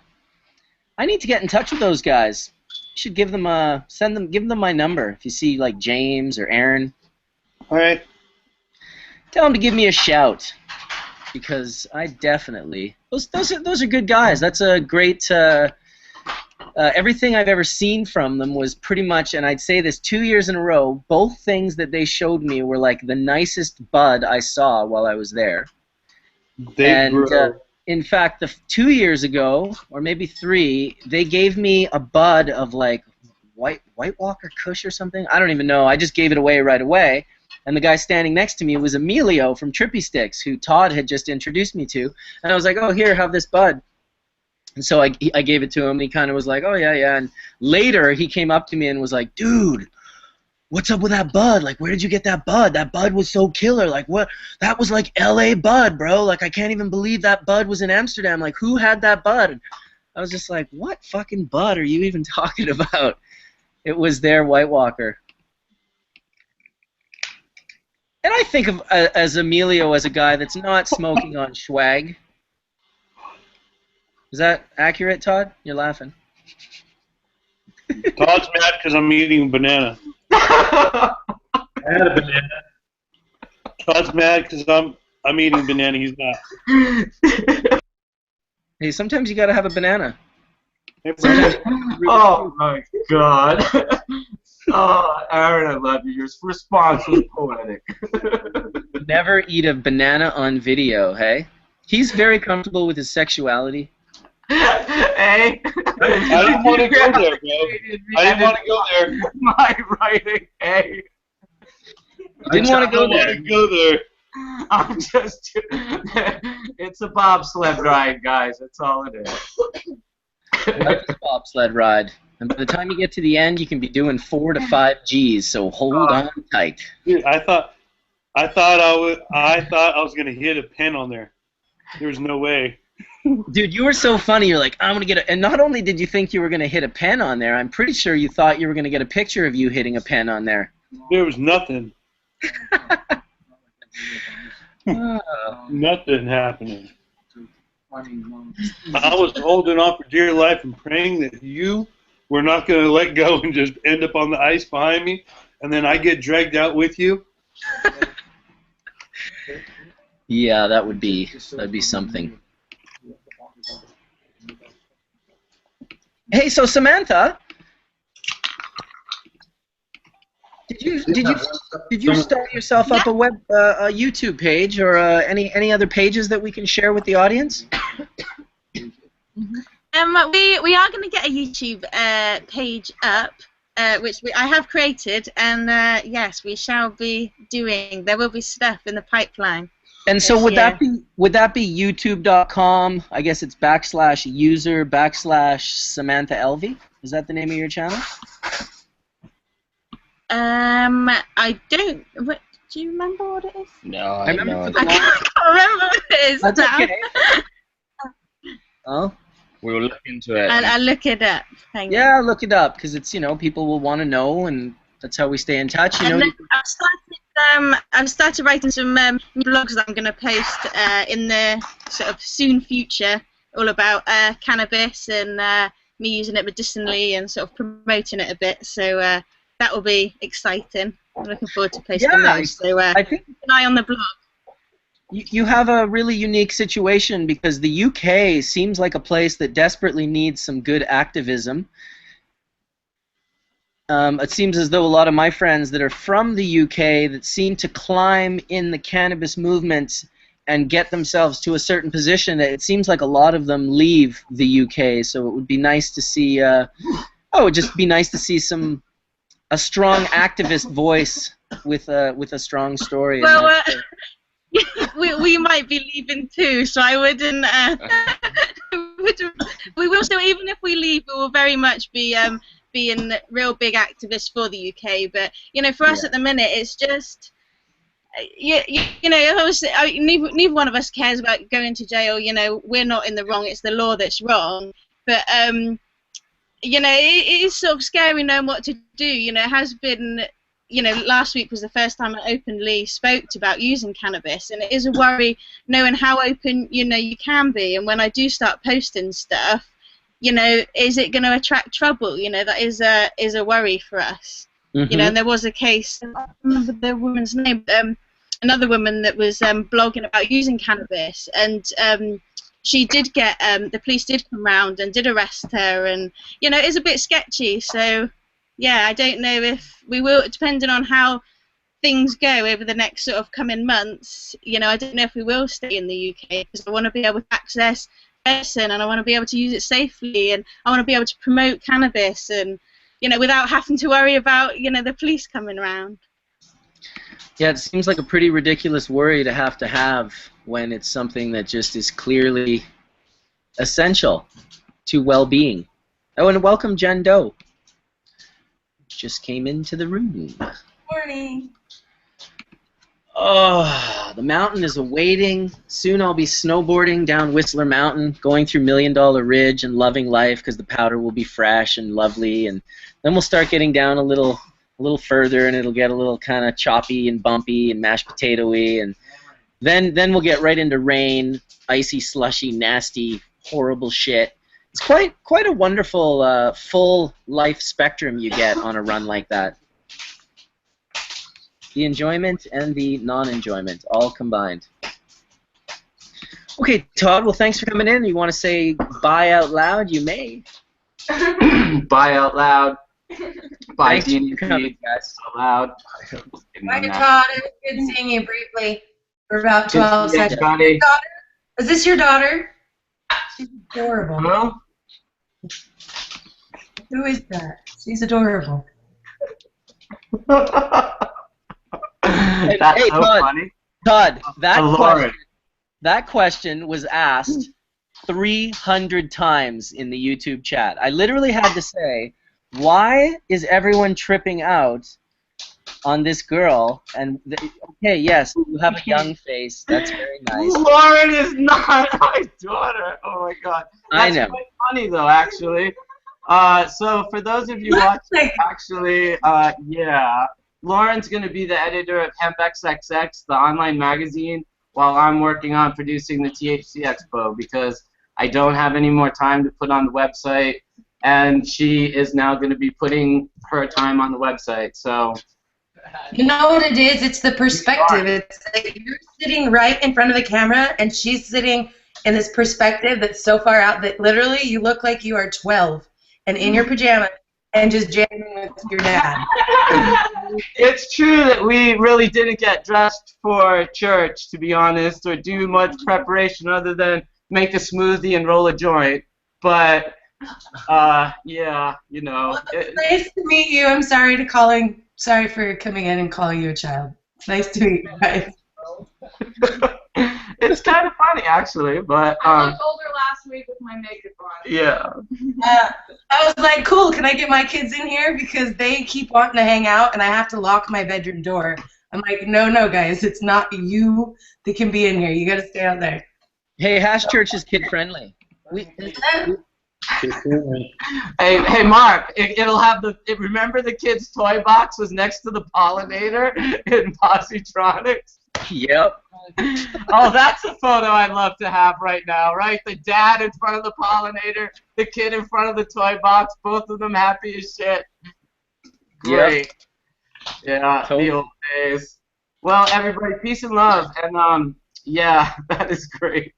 300 times. What happens when you come in late is you don't know what's going on, you make an ass out of yourself, so. None of us knew what was going on. That was hilarious, man. And Aaron, thank you for making me laugh so hard. That is just great. Laughter is the best medicine. It's just awesome. And I guess we'll all see each other at Spanibus. Or in L.A. All right, I'll drive down and say hi. Well, aren't you going to come down for the cup, Todd? Oh, it is, yeah. I'm dying to see. What is that? The former prison guard known as Rick Ross performing at High Times. That ought to be stupendous. No, I'm kidding. Yeah, I'm never there at that time. No, just for the awards. But you know what? I'm down, actually. I'll come down for it for sure. And if you're ever coming up to the Bay, Aaron, you know, you're always welcome. And you know. Yeah, but, you know, I'm actually going to be in Oakland on Thursday. hit me up. I have guest rooms if you want. You're more than welcome. So there you go. Well, everybody, Mark, I wish you could come down here. So One day. someday. One day soon, it'll happen. Well, you'll all see in Spanibus then. We'll do. I'll actually talk to Ben, see if we can get Hash Church lined up. We'll have to see what day it falls on. You know, we could do a cool thing. That would be really, really fun. Done. All right, everybody. I'll Peace. probably be at the booth here All right. for that time. Yeah, that's strange. You can do it from my booth. All right. See you later, Toad. And then Tony's rocking the Rubik's Cube. You know, recently I saw they have contests where these guys will stare at a Rubik's Cube for like, I think about 20 seconds or 30 seconds. They're allowed to look at it and move it around and stuff. And then they put a blindfold on, and then in like 60 moves, they complete the Rubik's Cube with the blindfold on. This is like a contest they do. I could not believe that there was a person that had a memory that could not only photographically see, but then go through in their mind the moves that they would be required to do without seeing, and make all the colors on the same. Because for those of you that are wondering why I brought this up, Tony is playing with the Rubik's Cube right now. Yeah, I used to do blindfold chess like that. You play chess, somebody else moves for you, and you call out the moves. Takes me 45 seconds to do that shit. Yeah, Aaron's needs 45 seconds. Who are you joking? I bet you'd get gold, first place. Aaron from DNA Genetics. It would take, you know, I would have to peel the stickers. Yeah, that's my style. Just peel the stickers, put them where they belong. I'll be like, I'm done. This is a little bit of a cheat, isn't it? I've never heard from True and Ramon today. I sent them the link. Never heard back from them. Oh, and Full Melt Stew is another person I forgot to send the link out. See, I just can't remember. There's actually now so many people that come in. You had to remember to send the link. I woke up thinking about Hash Church, bro. I set my alarm for this shit this morning. That's awesome. So did 400 people. But he was like, yeah, I was like thinking about Hash Church and Bruce Lee. I was thinking about Hash Church and coming down here and wake and bake and. I have to admit it. I said her, and then I actually like turn you guys on to like watch you in the background and listen while I'm trying to make myself semi-presentable for church. So semi-presentable church. I didn't get my shit ready for this. I'm done. Sure. Yeah, done. Yeah, that's pretty much what I did. When you're not talking, Jen, make sure you We're all reverberating through your speakers right now. There we go. Thanks. And I'll do the same.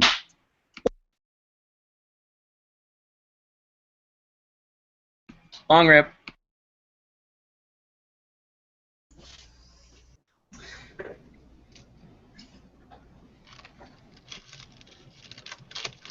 On rips. Well, some people have been asking. I've been quite quiet because my arm has been really bad, of course, and I'm now getting to the point where I'm alleviating my pain. Sorry to hear that, John, but happy to hear that you're alleviating your pain. Took a few caps and feeling a lot better.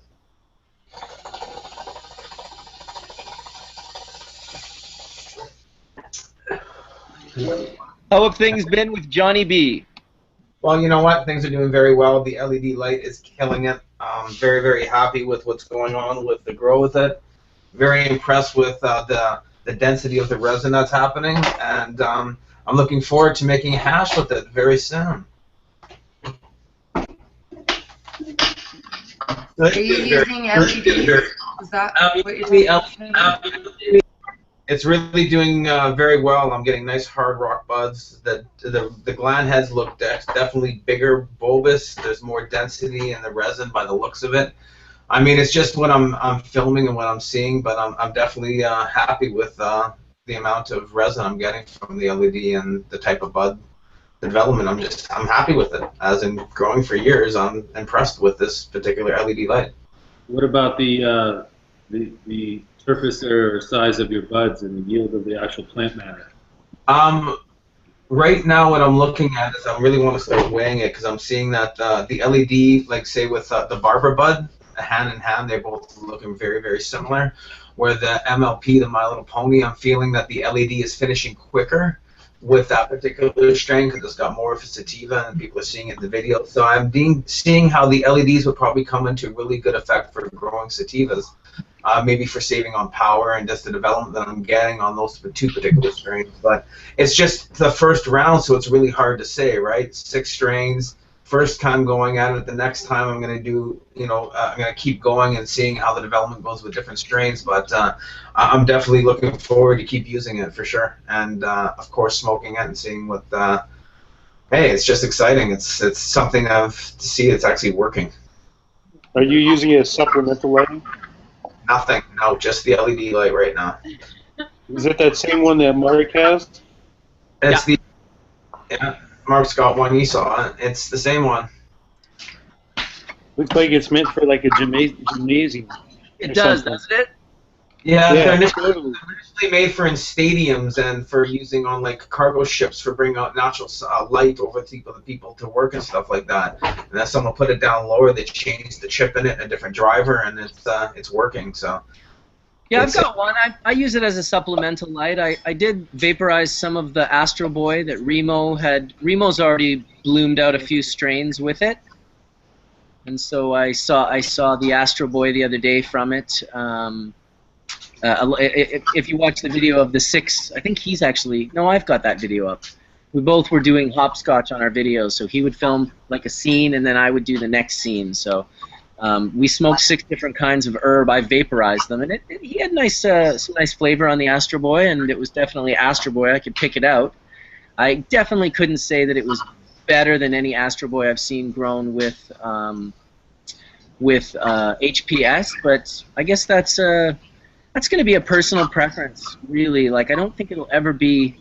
I don't think I've ever seen a new light that has blown me away. Where like when people say, "Oh, I grew the Terpinator and it gave me 20% more resin," and then you ask them how they know that, but they have no answer.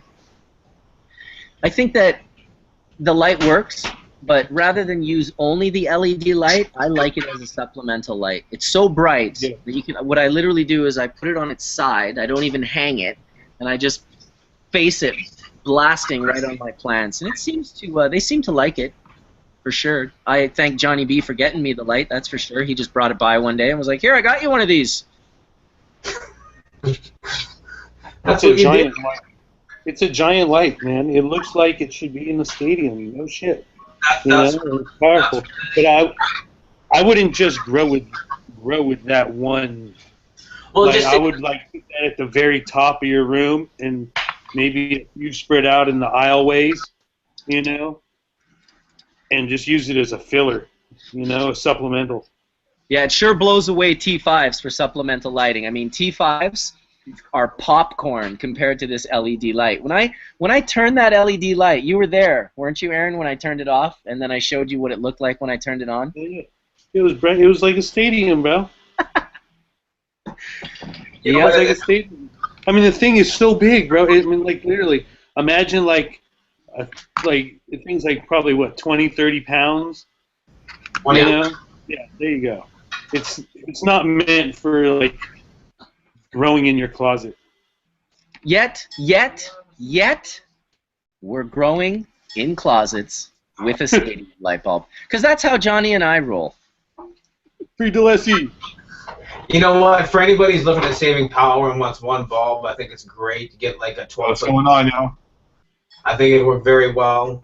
You'll get good density bud, you'll get good medicine, and you'll be happy with it. Plus, it's got a 5-year bulb. I mean, it's a good for certain people, yes. And for myself, I'm definitely going to keep testing it out because I'm curious. Because hydro is definitely going up like crazy. But I will always use my HPS bulbs because it's just what I'm used to. I want to. Welcome Mr. Rick, and of course Biggie, and of course Ramon. I like that Biggie's right in between Ramon and Rick. Biggie's got the crown on. Greetings from Amsterdam, from cold and wet Amsterdam. What's up? Yes. Can you hear us? All is good, boys. All is good. Alles goed. Goedenavond. Goedemiddag. What's puffin'? Just puffing some 90 fresh frozen.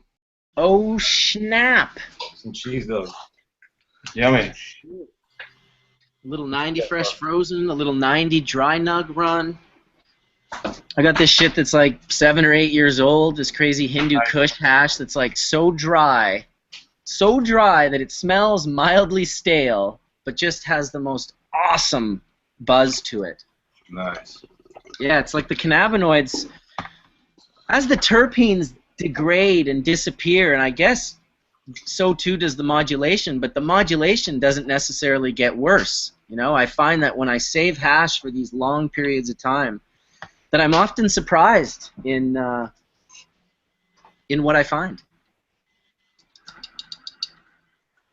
Turns into different things, I guess. CBNs and CBGs. It's nice. We're smoking some. Oh yeah, some Nicole dry sift also. Yeah, some Nicole. Oh, that Nicole was lovely. That was definitely in the top 5 of hashes that I saw while I was in Amsterdam. Yeah. Just had a great taste to it, and it reminded me when I saw the resin of barb. Like it was barb-esque. It has a similar quality in the way it's greasy, and it's fucking nice.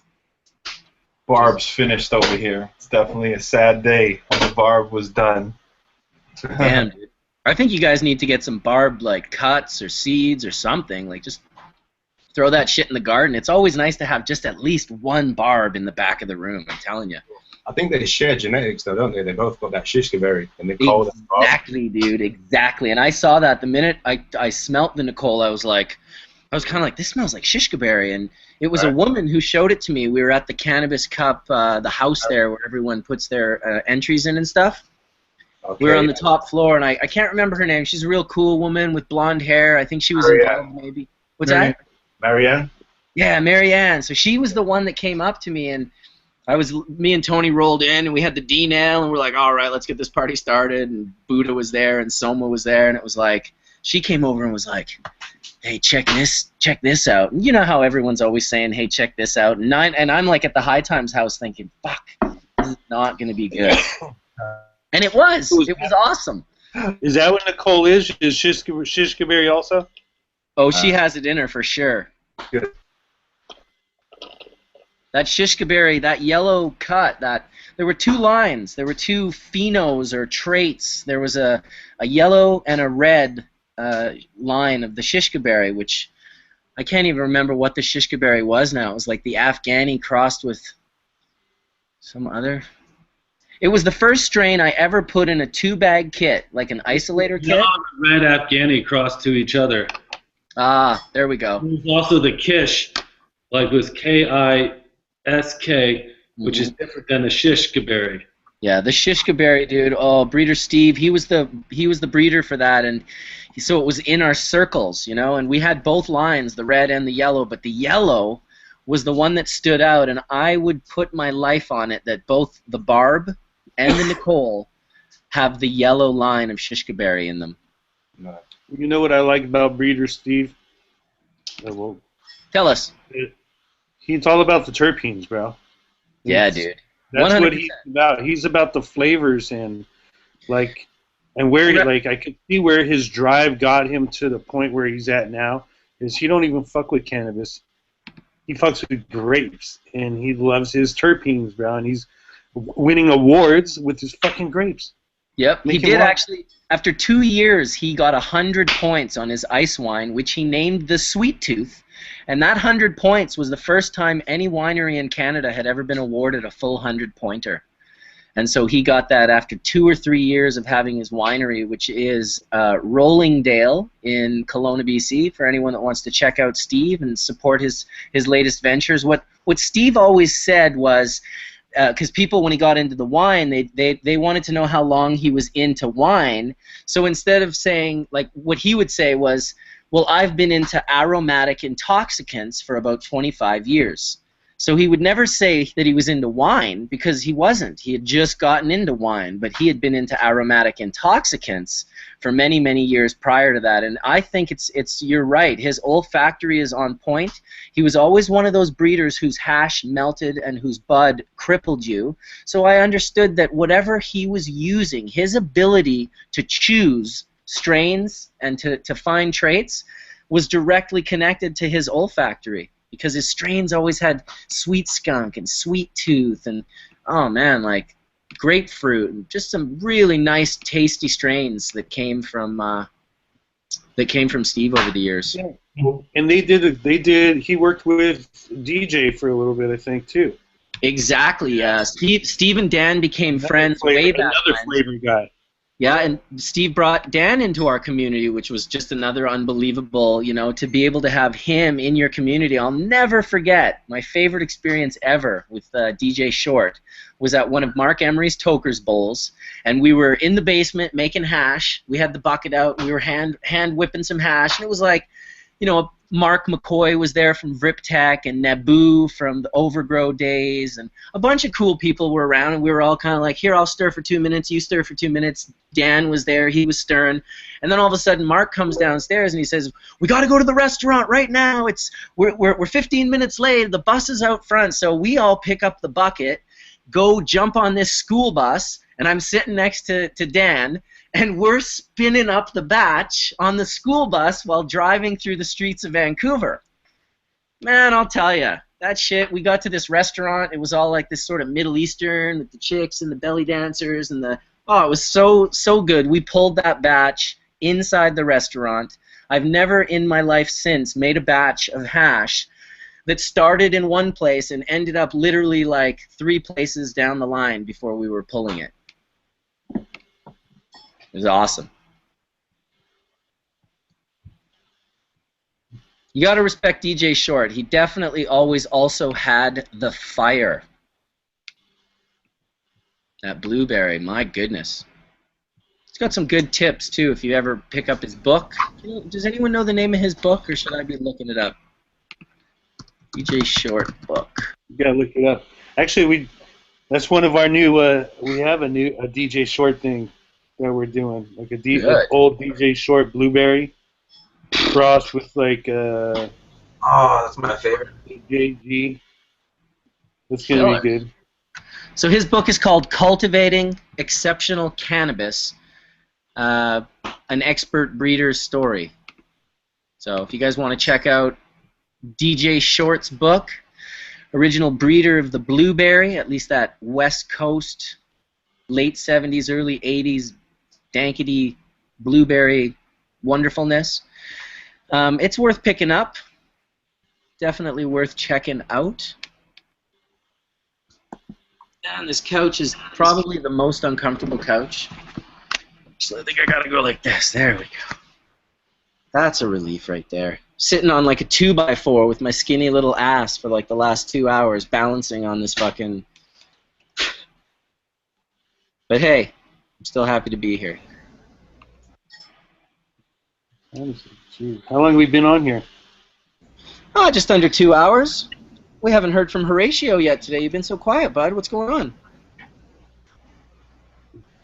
I got a lot on my mind. I mean, some stuff from the start of the show when we were talking about standards, and anytime I'm trying to create something new, I usually go quiet and churn and churn and churn in my brain.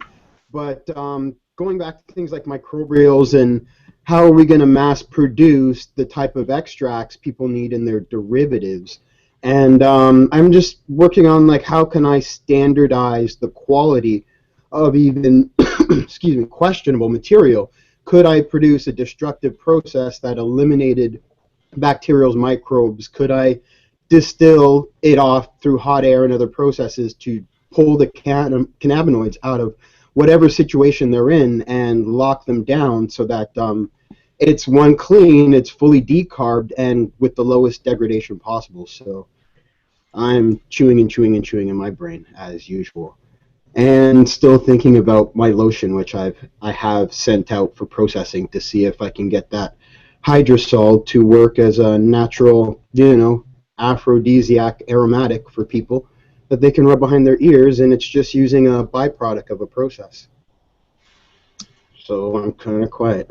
These are the things that Horatio thinks about. Awesome. It's good on you, dude. It's good that someone's thinking about these things, because I'll tell you, most people are not. Someone just asked me if Jenn could elaborate on her move. I guess there's people out there that are from Utah, and they're like, they want to get the fuck out of Utah, and then they're like, oh, she was from Utah, and she got the fuck out of Utah. I wonder how she did that. So, yeah, this dude, Walt Wright, just asked that question, and if you want to answer it, Jenn, feel free. How did I get out of Utah?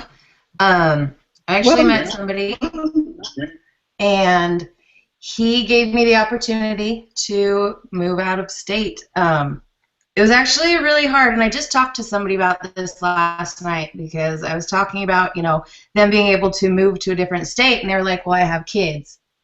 And I was like, you know, it's really unfortunate that a lot of people think that just because you have kids, you have some sort of chains holding you to a certain place. Well, I kind of felt like that too, but in the end, it's like, well, my kids are going to be happy if I'm happy. And so, you know, it's just a step that you have to take if that's what you want to do. I wanted to be able to expand what I was doing. Clearly couldn't do it in Utah. The whole like legalize it in Utah, people don't want that because everything's underground. Nobody wants to hand over any of their profit to the state. You know, it's hardcore down there. Like they don't want cannabis users there. So, I mean, I was very blessed to have an opportunity to be able to take that step and have somewhat of a support system already put in place.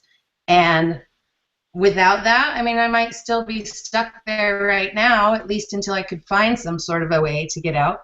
But you just have to take that step. Like, if you want to get out of there, you just have to move. Like, nothing's actually holding you there. Like, it's funny because we have this mentality in Utah where I used to call myself a lifer. I was like, oh, God, I'm a lifer. I'm never going to leave this place. It's horrible. Utah's great. Don't get me wrong. The laws suck.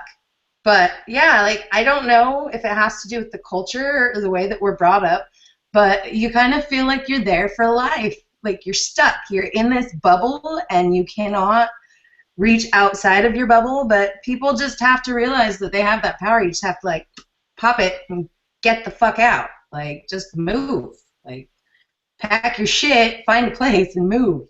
It's not as hard as it would seem, and it's a whole new world here. Like, I'm still trying to figure out, like, what I can say and what I can do to not get in trouble. And, like, I go to these events, and I still smoke weed, and I'm, like, making sure nobody's looking. And it's this whole mentality that is just driven into us, and it's about being able to step out of that and just not have that mentality anymore and realize that you do have that freedom to leave. All right, You know? speaking of mentality, when you said it's a whole new world, as the mother of 3 daughters, did you not hear it in the Disney song as you said it? Because yes, I did. I only have one daughter. Yeah, well, I'll tell you what, my kids love it here. They're so happy we moved. They were also in the bubble, so it was one of those things where they were only willing to move because they knew it would make me happy. Like I said, you know, I raised my kids knowing about cannabis and how it could affect our lives if anybody else knew about it. And so the opportunity for us to be open, like, was quite a shock to them as well, but they love it. They're like, it's medicine. Finally, people aren't, like, looking down on us for it, and I don't have to feel like my mom's a drug user. You know, in Utah, I'm a drug addict. Here, I help people. Like, I grow medically. Like, there's such a different perception. And what? A caregiver, a giver of care. Exactly. So it's, yeah, you just have to get out of that little bubble and move. Just move. Just do it. It's easy. I agree. I did it as well. I moved out west from Manitoba about almost 20 years ago. And I never, I just I moved out here. I knew barely any people. I knew one girl, Hillary Black, who would later start the BC Compassion Club later that year that I would become one of the first growers for. And I came out with very little cash to the West Coast and just got my hustle on and was like, I'm not going back to the prairies. I'm not going back to minus 40-degree temperatures in the winter. And just, I don't know, I feel like a West Coaster, even though I was not born out here. I feel like it's where I belong. And I've traveled all over the world. I've been to, to Asia, like Thailand and Korea and India and all around Europe and Central America and the Caribbean. And I've done a lot of traveling through North America as well. And I'm always happy to come back to the West Coast. I agree. I feel like in Utah, I always just felt like there was something missing from my life. And when I came up here, I actually came up to the West Coast when I was, gosh, I want to say I was 18 is when I took my first little trip out here. And from that second, I was like, that's where I'm going to live. I'm going to live in either Washington or Oregon. It just spoke to me. So I was really... The best coast. The best coast. The best coast, yeah. I love it here, so... Yeah, it's hard to move away from the West Coast. Telling you. Well, you got it, right? And you're down in Cali, sort of in that, like, you've got all the warm weather and the fruit trees and, like, a whole bunch of stuff that we don't have in the northern, the waves. The waves. I lived in Amsterdam, too. That's the West Coast. It is. I was always tripped out the first time, Doug and Mark and those hoodlum guys were like, we're going surfing, and I'd be like, what? You're going surfing? Seems kind of cold. Yeah, the sea. It's not like really any waves in the sea over there. I think they should be paddle boarding, but it might be a little too rough. Oh, dude, for sure. Holy shit. Yeah. So we don't have any of that in Utah. We're landlocked. We have lakes that are very salty and not fun to swim in, and there's a couple reservoirs and stuff. But yeah, I got to miss out on all the surfing and fun shit and beaches, and it's unfortunate. Get out of Utah if you can. Move. I had some good friends from Utah that I met. That if any of you guys are watching, I met you guys in the late '90s on String Cheese tour.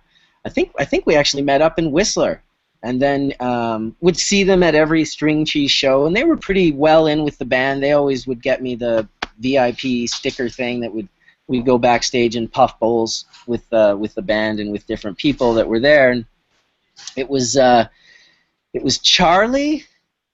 And what was the other guy's name? Zach? Charlie and Zach? They would literally find me at a concert by looking from a distance where the biggest clouds of smoke were erupting. Literally, no joke, that's how they would find me. And man, it happened on a multitude of occasions where they just come up and find me and be laughing so hard. And I'd be like, how did you find me? And they're like, bro, like... And it was because when you exhale hash, it's a darker smoke. It's a thicker, darker smoke when you exhale hash. And so I guess that's all I was smoking. And I was blowing these big plumes out. I'd always have like a glass pipe or whatever, put it in the hoodie. That was always a great way to get a nice piece into the show where they'd be searching your bags and looking in your pockets and shit. And I just have like a big marble slinger bubbler in my hoodie walking through security while they're like taking the guy next to me. This poor bastard's getting his Mickey of whatever taken, and I'm just walking in with my bubbler, like, thinking this is how it should be. Good times. So I shout those guys out. Get in touch with me if you're watching Hash Church.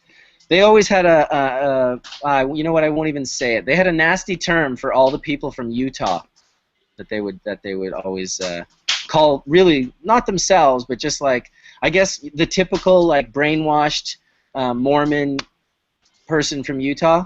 I guess that was the person they had a little nickname for, but it's not very positive, so I won't talk about it here in Hash Church. Hey, those guys just got a hold of me, and they told me they haven't been seeing you at shows lately, because they've been looking for the smoke clouds. Yep. True story, man. True story. Happened in Vancouver. I was just at a show, the Foo Fighters Dave Grohl's birthday show. Dude, how was that? I heard that was like really good. Yeah, it was pretty fucking epic, bro. My buddy's a security guard for Foo Fighters, so if they come to Vancouver, like find out and then let me know, and I'll get you in backstage, and you know you can puff my boy out and everything, and it's all good. We'll go check out the Foo Fighters. I'm always super uncomfortable backstage, I have to admit. Yeah, well, you just go listen to the show, smoke some weed backstage, go listen to the show, or smoke weed at the show, whatever. Well, we know what. When it's good, it's good. Like I said, those dudes bringing me, they were from Utah, and they literally knew the string cheese incident since they were young. So it was like literally going and puffing with those guys was more like puffing with you and Matt and Flav at the table in Whistler, whereas you know most of the experiences people have when they go backstage, it's like, oh, this is awkward and uncomfortable, and nobody here wants me to be here. I think I'm going to leave now. Yeah, I mean, what was cool is, like, I've been going to a bunch of shows lately that my buddies have been inviting me to, and I've been seeing the same security guard, not like backstage, but like who works for the events at multiple shows. Yeah. So, like, one of the shows was at the Hollywood Bowl, and my buddy got busted smoking. Like, he was just sitting in his seat, and the security guard was right behind him, and he blew a cloud out, and the wind blew it right past him backwards and blew right past the security guard. And then the security guard turned around. I looked at the security guard. My buddy didn't even pay attention. He took another big toke off the joint, right, and then blew it out. And then he turned around as the smoke is turning around and hit the security guard. And the security guard's like, oh, you know you can't be smoking in your seat right here, right? And I was dying laughing, bro. But I've seen that same security guard at multiple shows now, and he's like, I know you. And I'm like, yeah, I know you too. So don't fuck with me. I'm gonna smoke some weed and just don't mess with me. He's like, don't worry, bro. This show's all good to smoke. You know? You. It's always the weirdest vibe when you can't smoke at a concert. It's even weirder when you're smoking and then some father rolls up with his teenage son and wants his son to get a better look. So he asks you if he can get in front of you while you're smoking a joint, and you're like, oh, well, yeah, I'm going to be a nice guy. But then you realize the smoke is just blowing at his teenager the whole night. Maybe he just really wanted to get his teenage son stoned but didn't have any good weed, smelt your tangy from across the room and was like, I think we should just go stand in front of that guy. Dude. But Dad's trying to get out of that concert early, so he's trying to put the kid to sleep. Later that night. Definitely gonna sleep well. Ever. Awesome. Very good.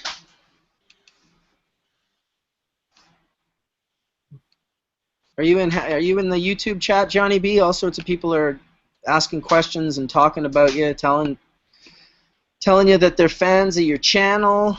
I have been, and I looked away for 2 seconds, and I'm talking with. That froze my shit. You know, having a very good day. You know, this morning was kind of waking up here, getting things going. You know, it's funny. I was guessing because Samantha never mentioned where she would move, but if you live in the UK and it's pissy rainy all year long, it's like living in Amsterdam. You're definitely going to Spain or Portugal or Mallorca or like one of those spots. It's like you're definitely not like, we're thinking of moving like sunshine. Yeah, sunshine. And have you ever found that being in warmer weather gives you less pain in your body? Oh yeah, most definitely. Yeah, that's another main reason that we want to move as well. It's like my pain is so much better in the summer, but like now it's worse because it's so damp and cold. It's just, yeah, it really affects them. Yeah, that makes sense. It's the same. I always feel, not that I'm in like extreme pain or anything. I'm getting older. I broke like 16 plus bones. And when I go to a warmer climate, just little things that I almost didn't even notice before are gone, and then I really notice them when they're not there anymore. I'm like, wow, that was like pain I was dealing with that I'm never going inner tubing again down the snow course. That's for sure. Listen, it's okay to go inner tubing. You just can't drag your ass. Dude, I went over that thing backwards and then it ended up on my ass. Yeah, he went over right at the end, going super fast. There's this like bag. I don't know what the bag is. It's just like burlap material. It might be sand, yeah. And it's just supposed to slow you down, but he was dragging his ass, and the bottom of the tube is just a little piece of material. Oh. So literally, it was probably like getting kicked by Andre the Giant right in the ass. Devin is shivering right now at the thought because he just overshot a jump about a week and a half ago and landed on his Cossacks and bruised the entire back of his spine. He was like walking around like a 70-year-old for a while. Take it easy, Devin. So the people in chat have been asking. I think Rachel is going to talk about that. And I was also going to mention, Samantha, did you manage to read all that information I sent you?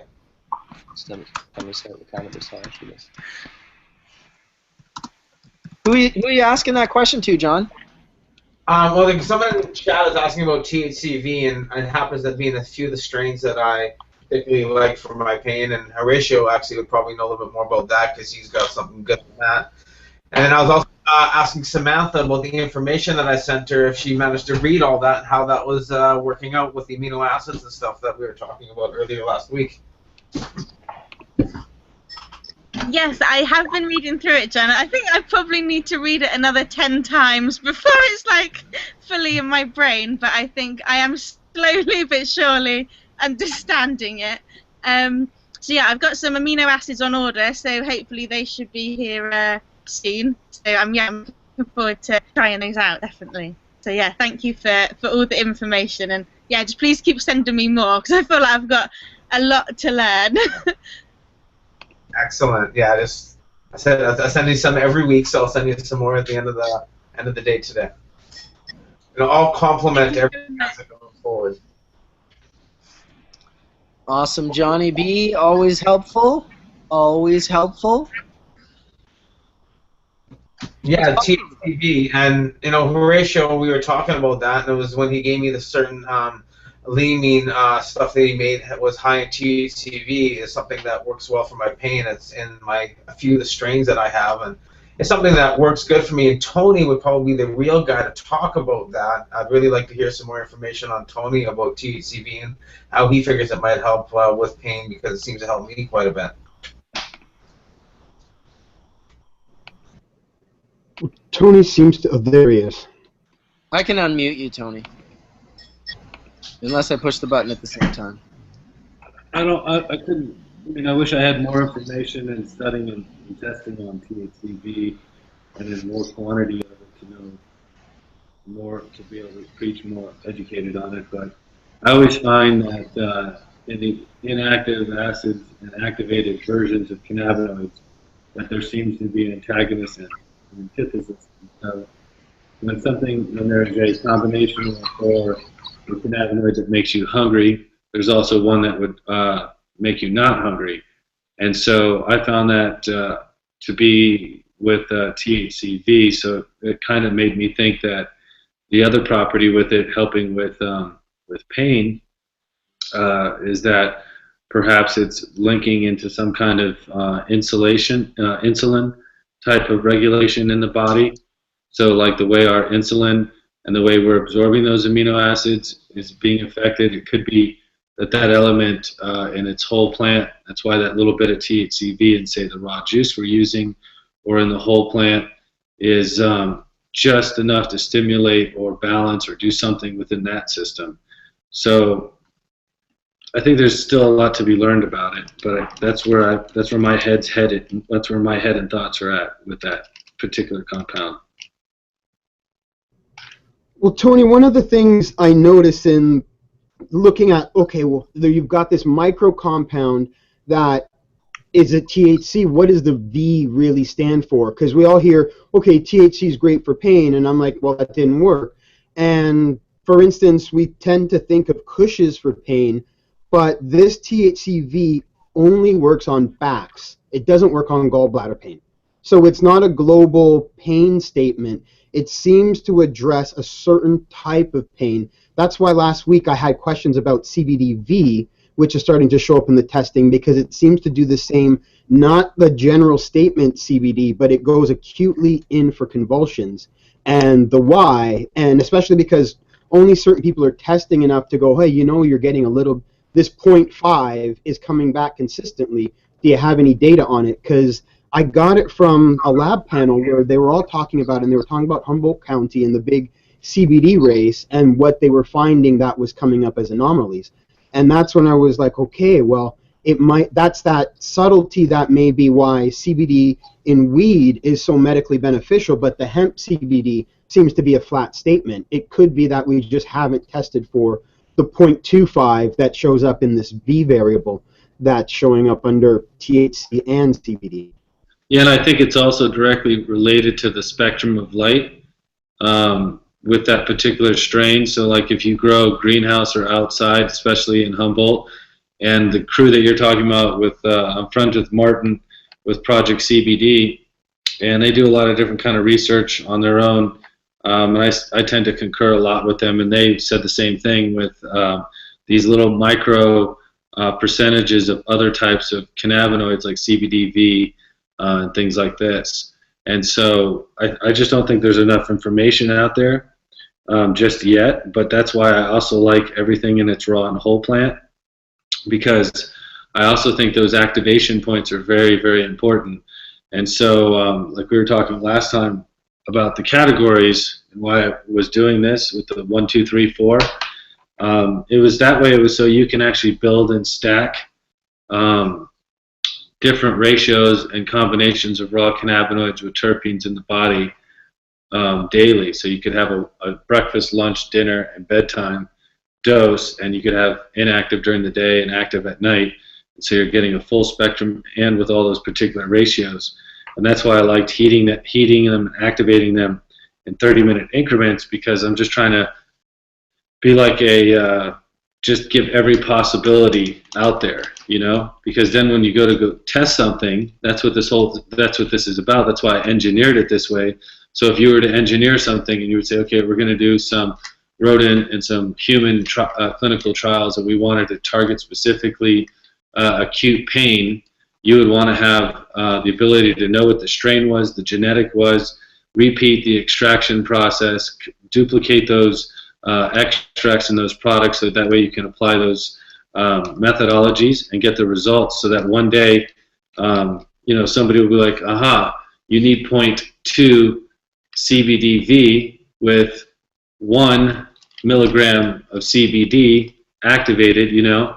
And I think it's important to understand that all of those things have to be captured early on, not when the plant's aged and dead.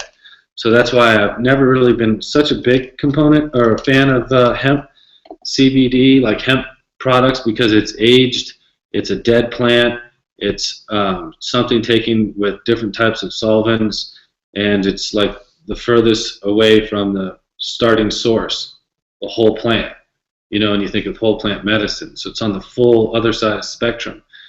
And I think you would see in that, when you look at the age spectrum, different variations. So we know we have CBGA, then there's THCA and CBDA that branch from that. So you would imagine that the other 85 also have their acid forms.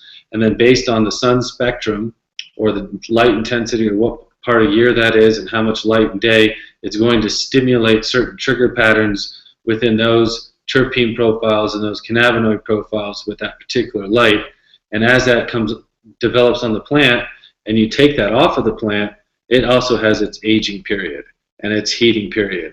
And so there's all these little tiny micro adjustments along the way that we can't forget about. We need to leave room for those, the ability to study them. So I'm just trying to create like the first pieces on the chessboard and go, okay, now we have the chessboard. We haven't even started playing yet. You know, we just needed to create the options first. And so I think it's still way early. But I do think that it's good philosophy to understand that there's no way it's just CBD or just THC. That was isolated in the 70s. That was tested a long time ago. There's no way it's just that. You know? Profile. 100%. Profile, cannabinoid profile, pure plant profile. It's all coming back to this profile, and that's the complexity of it and the lack of science was really one of the ways they were able to. I mean, you think that if it's helping regulate and run a system like the endocannabinoid system, it's not going to be a simple molecule. It's not going to be a simple one and only the one. It's going to be a diverse range of phytocannabinoids and terpenes and terpenoids and, you know, what I call the full profile, the plant profile, because you have a terpene profile, you have a cannabinoid profile, but then you have a full plant profile. And I think that's what now that we're able to look at the plant like that, we can look at it more as something that will be extracted to get the raw essence out of it, the phytocannabinoids, the hash. Oopsie, there we go, full screen.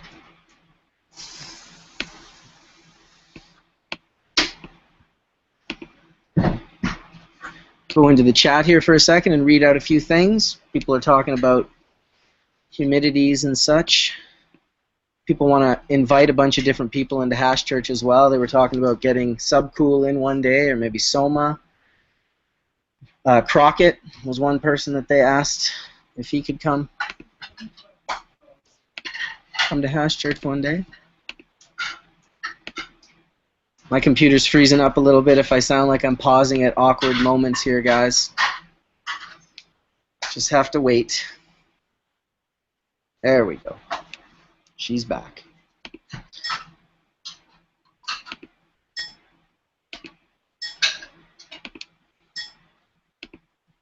What's going on in Amsterdam, guys? You guys are smiling big. We were just talking about calling up Soma, inviting him in. I sent him a link on his page on I don't know, it's like a Facebook page, Soma Mission or whatever. I just sent it to a private message, but I think those pages, when I get messages like that, they don't notify me because it's not a personal page. You actually have to go check those pages for a message to come in. So I didn't think that he was gonna see it and then come in right away. But yeah, well, you know, invite him in. Always welcome to come in. He's gonna go screens over at his the other day. Yeah, and if people in chat have questions, you know, we've got, you know, Aaron's here from DNA. We got Rick DeLisi, whose father's serving an insane 98-year sentence in Florida. Ramon next to him from OCD Labs, killing it in the extract game these days. Horatio, the D-limonene extractor. Jenn Doe with her boob cure, Cannabis Cup winner.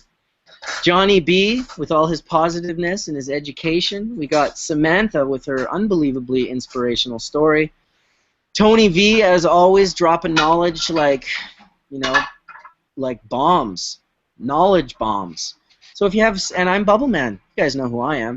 So if you have questions for any of us, feel free to shoot them out, because we're here to chat, we're here to talk, we're here to answer your questions. And, you know, we're down to 330 people now, but we did have, we had about 410 at one point today, and I'm never worried about how many people are in the chat. I'm always happy to see that 6,000 to 10,000 people watch Hash Church.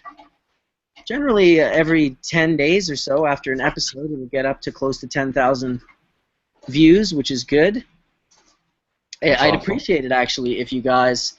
I'm gonna I'll promote Hash Church tomorrow once I put the live event up, and then I'll put that link on my Facebook. And if you see that link, I would definitely appreciate you guys sharing it on your social medias, getting it out there so more people can be exposed to the information. And if you think that we should invite someone on, if you have a particular person, feel free to get in touch with me. Bubbleman@bubblebag.com. You can send me an email and just put Hash Church in capital letters in the subject. And the only other thing I wanted to mention was hashtags. The hashtag BubbleHash and the hashtag BubbleBag. Start using them on your social media, and you could find yourself winning a little bit of a prize, a little bit of a bonus from Fresh Headies. It's not going to be anything illegal, but it could be like a set of 1-gallon bags. It could be a set of dry sift screens. It could be a vaporizer. I want to give some stuff away, and I thought, what better way than to just go right off the bat, random Instagram hashtag bubble bags, and bubble hash. And if I can go into those hashtags, and if I see a picture that inspires me, or if I just click on a picture or whatnot, I'll leave you a little message on your picture.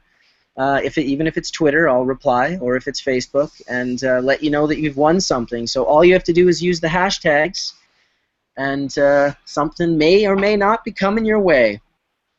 I always have the hardest time trying to promote myself in any way. I always feel like, oh, this is like a sellout, I shouldn't be doing this. But I thought, well, if I'm giving things away and just asking people to use hashtags so I can find them, to find their inspirational photos or stories or whatever, and then send them a nice little gift, that can't be a bad thing, can it? Can it?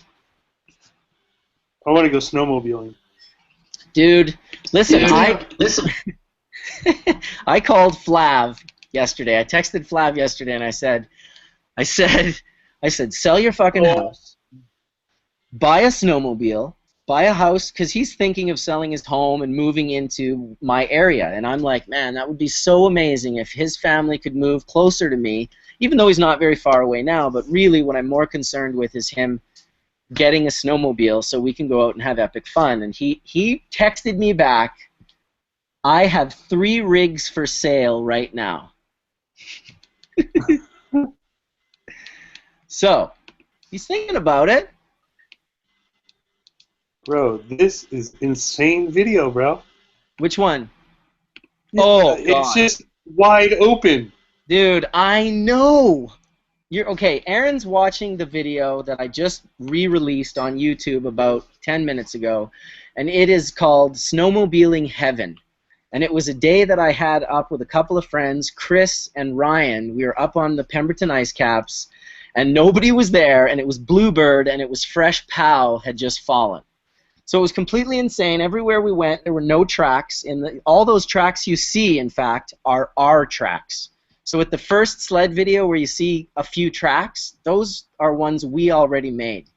So that's why I ended up making the second sled video after the snowboard clip, where I go up that big face, and at first it's just going up a mountain, but you can tell as it gets steeper and steeper and steeper, the front of the sled comes up into view of the camera. I was blown away at the quality of that video when I watched it a couple of days ago, and it's why I made a video to put on Bubbleman's World, because I thought, you know what?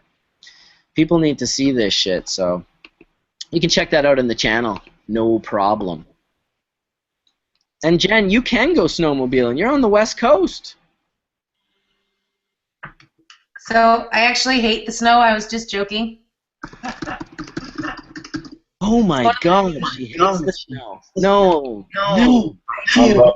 You know what the problem is? I don't think I've ever had the appropriate snow gear. As funny as that sounds, living in Utah, like I don't like to be cold, so I don't know why I chose water hash, but I hate being cold. I have certain muscle spasm issues in my back, like in my upper shoulders right here and stuff. And so when I get cold, my shoulders will raise up like this to my ears, and they just knot up like crazy, and it gives me migraines. You know what it's like? It's like a switch. There's a switch, and I can only say this because I've spent 8-hour days in the backcountry where there's no indoors. We sit and hang out on our sleds. We sit on snow and have meals. Sometimes we stay even later, and it gets darker. And I don't know why, but it must be. What do you think, Dev? Is it the layering? Is it just that there's a switch, isn't there, where you just don't get cold anymore? Well, we're not out there shivering on the mountain. Well, you're layered up, really. That's what I mean, though. Like when we're hanging out at the igloo or whatever, and we're hanging out for hours, are people like shivering and freezing? We're sitting on ice. Yeah. It's like you still got when you're up in the sunshine, when the sun's there, it keeps you warm. But I don't think it has anything to do with the 7 liters of Fireball that they drink, but it's possible. Fireball will always warm you up. Yeah, it's a matter of getting up after too much. I want to try those fried tequila shots. Those shit, they look crazy. They're so good. Like if anybody hasn't heard about those, oh my gosh, they were amazing. They didn't really taste like tequila either. All I can Hey, how think about a about right bum rep? now is snowmobiles. Bingo! You just saw that video, dude. You're watching that video again. I'm watching this video right now. If you just like, it's just like nothing up there. It's just snow on top of a mountain. Yeah, and then when you go over the mountain, there's just more mountains on the other side to go Yeah, over. but it's just snow. It's just snow. It's just snowpack. You know, it's like just wide open. Oh, sweet, dude. Thanks for serving it up, Dev. Are you going right to a little lake and shit? That's badass.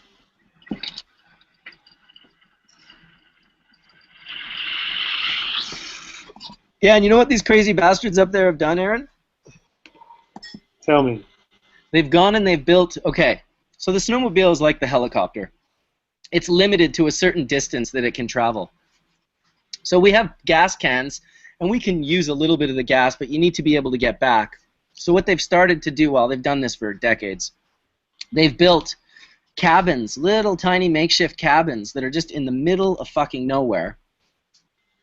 And it's just for gas drops. They bring gas tanks there and bring gas there each time, so they have gas.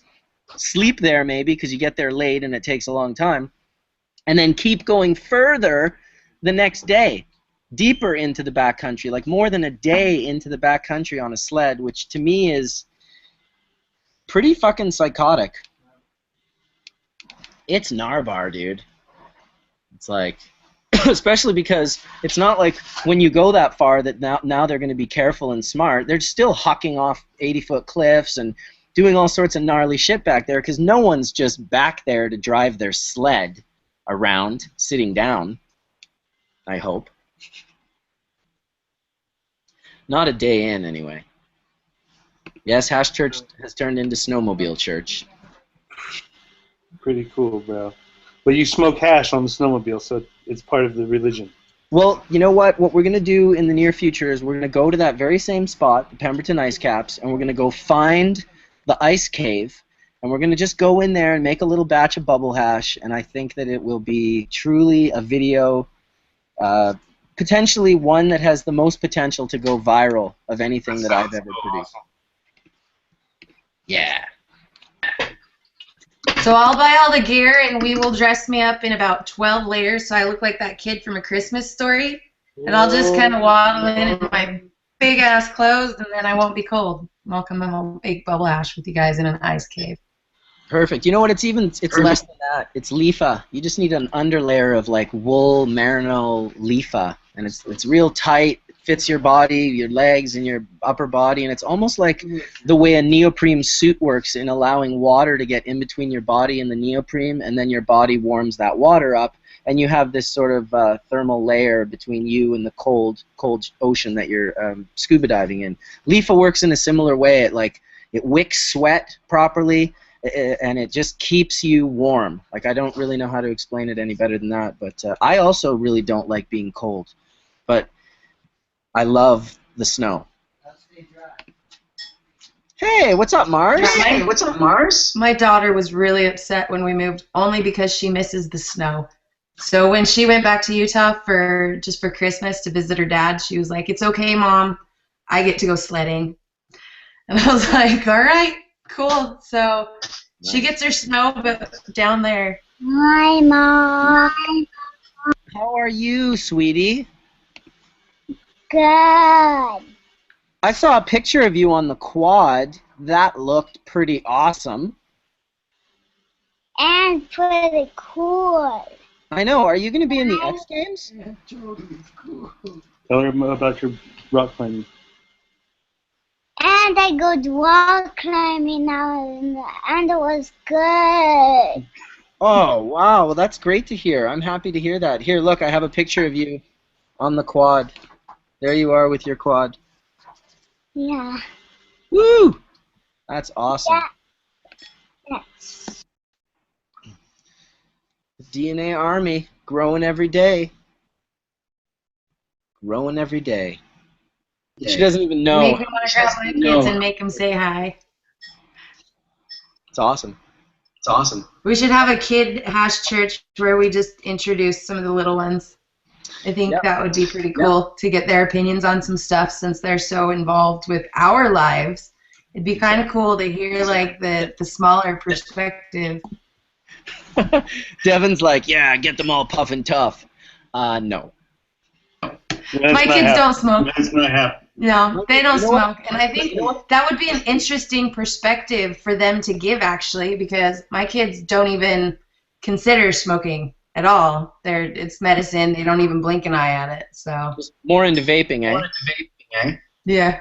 I'm gonna sign off, you guys. Daddy calls.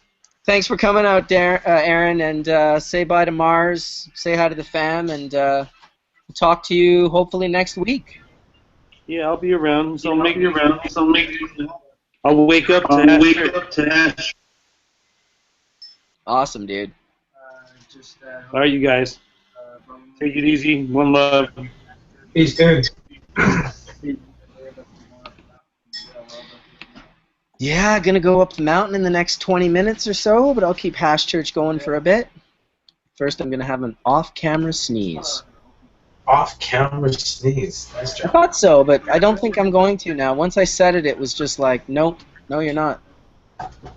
No, you're not. I'm just sitting here talking with Mike. A lot of people know Mike and his fight with his cancer story and stuff, and we had some pretty amazing news when we went to the hospital last week, and think about maybe jumping him in here, and he may be able to tell a little bit of what he's doing lately with his cancer and his fight with cannabis. Awesome, dude. That'd be great. So I'm going to send him out the link here. Hopefully he'll know how to jump in and know that he has to mute everything in the beginning. And Mike's got some pretty amazing news, and hopefully with more testing we'll be able to see exactly what's going on. But if people don't know, my neighbor Mike, he got diagnosed with a rare type of cancer back in August. One section in his rib, the other in his spine. He's had it in the past, and he's been fighting it basically for most of his life.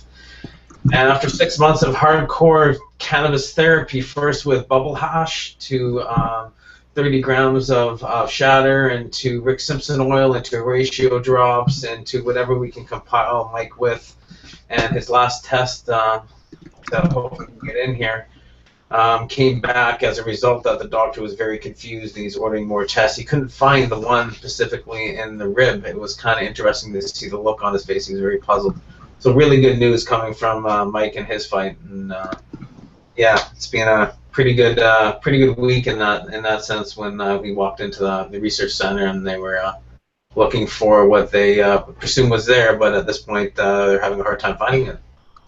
So good news. Great to hear. I know Mike's been he's been fighting the good fight for a long time, and yeah, it's just always good to hear a positive story. I guess it also shows that you know, there's a lot of unknown variables, and it's why when we're getting into all of these different snake oil salesmen that are going to sell you CBD, this, all these different sort of I'm getting heavy. Please. available. I'm just linked in.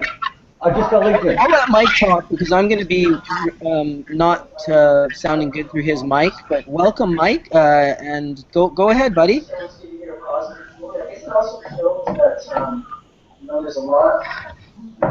You'll have to turn the YouTube chat off. Oh, what?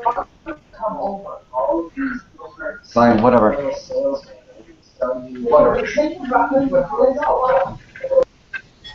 I'm going to mute Mike, and when he gets his situation figured out, which is simple, you just have to close the YouTube chat down, because what's happening is all of our voices from that chat, which is on a delay, are being picked up by your speakers or your mic and going into the phone. Mike lives next door, so I'm going to anticipate there'll be a knock on my door any second. So I'm going to go open up my front door, and he'll sit. Awesome, Johnny B. Awesome, Johnny B. Little technical difficulties here, people. We are only human, after all. Oh, wait. Yes, there it is. Perfect. All right. We're good to go. Mike's going to give us an update on his condition. John did tell us a little bit about it last week, but it'll be great to hear about Mike in his own person. Where I was going with that when Mike, just as Mike came in, was that, you know, if you're out there and you're sick and you're looking to get better, I don't think, aside from really a few people right now out of the masses, I just say seek out more than one source, seek out more than one thing. If you think you only need CBD, think again. Find a whole plant extract. Find something that's, safe. A lot of people contact me all the time asking where they can get it. If I lived in the U.S., I wouldn't think twice about having a friend in California or Washington or any of the friendly states that have dispensaries. I wouldn't think twice about buying a small amount of concentrate and having it sent to me. I'm not trying to promote everyone to break federal laws. I'm just saying that when it's about life and death, and when it's about a small child not seizing epileptic seizures for the entire day and night, or when it's about someone being able to recoup back some of their life and get away from pharmaceutical drugs, well then that's something that has to be considered, So, and then for people in Europe, I mean, it's the same thing once again, you have these few places where you can get things like that. I mean, really, we think of Amsterdam as a place as, oh, ha, ha, ha, you can go to Amsterdam and get stoned in the streets and go to the coffee shops and have this great time. But really, the importance of it to me nowadays is when people in Europe tell me that they're having problems. And I'm able to say, well, if you can, make it to Amsterdam. If you know someone in Amsterdam, like, go to Amsterdam, get a little bit of concentrate and get it mailed back to yourself. Or I wouldn't personally carry it over a border. But everyone has to make their own personal decisions when it comes to this insanely strange area this gray area that we've been placed into. Me now less than some for having a federal exemption in Canada, but I still feel it. I travel a lot. I go to different countries, and when I'm in those countries, at the border, at the customs, I feel, I hope I cleaned my bags well enough. I hope I cleaned my D-nail well enough. I worry about these things that seemingly I don't really think I should have to be worrying about. Like, that shit takes years off my life. I feel the stress, and it's like, it's not really an ideal thing when the drug dog just keeps walking back and forth beside you at the airport in Kingston, and you're just like, I got stopped in customs. It was the worst thing ever. It was like they surrounded me, and he was like, drogas, and I was just like, drogas. Oh no, this isn't really happening. All of a sudden, 3-4 of them surrounded me, started going through my pelly case, looking at the titanium. Everything was clean. I cleaned everything, but they were looking at it and they were like, they took the nail, they took the dabber. They were like, I was like, oh, it's the worst thing. Worst feeling ever, though, like sweat dripping off my forehead, just. Yeah, customs. I found they don't like you carrying dabbers in your hand luggage for some reason. Well, I know why, but because they can't understand dabbers. Listen, Martin gave me a glass dabber one year, and I put it in my Pelican case and forgot it in the back between the material. And I go through, and I think it was in Jamaica. And it was like they kept putting it through the X-ray thing, and then they like opened it up, and they're like, what is this? And I'm just like, oh, it's like, I guess that could look like something that, I'm like, in fact, yeah, I could fuck someone up with that thing. Not that I'm the type of person to do that. I showed them that it was glass and that it would break very, very easily, and they were kind of like, okay.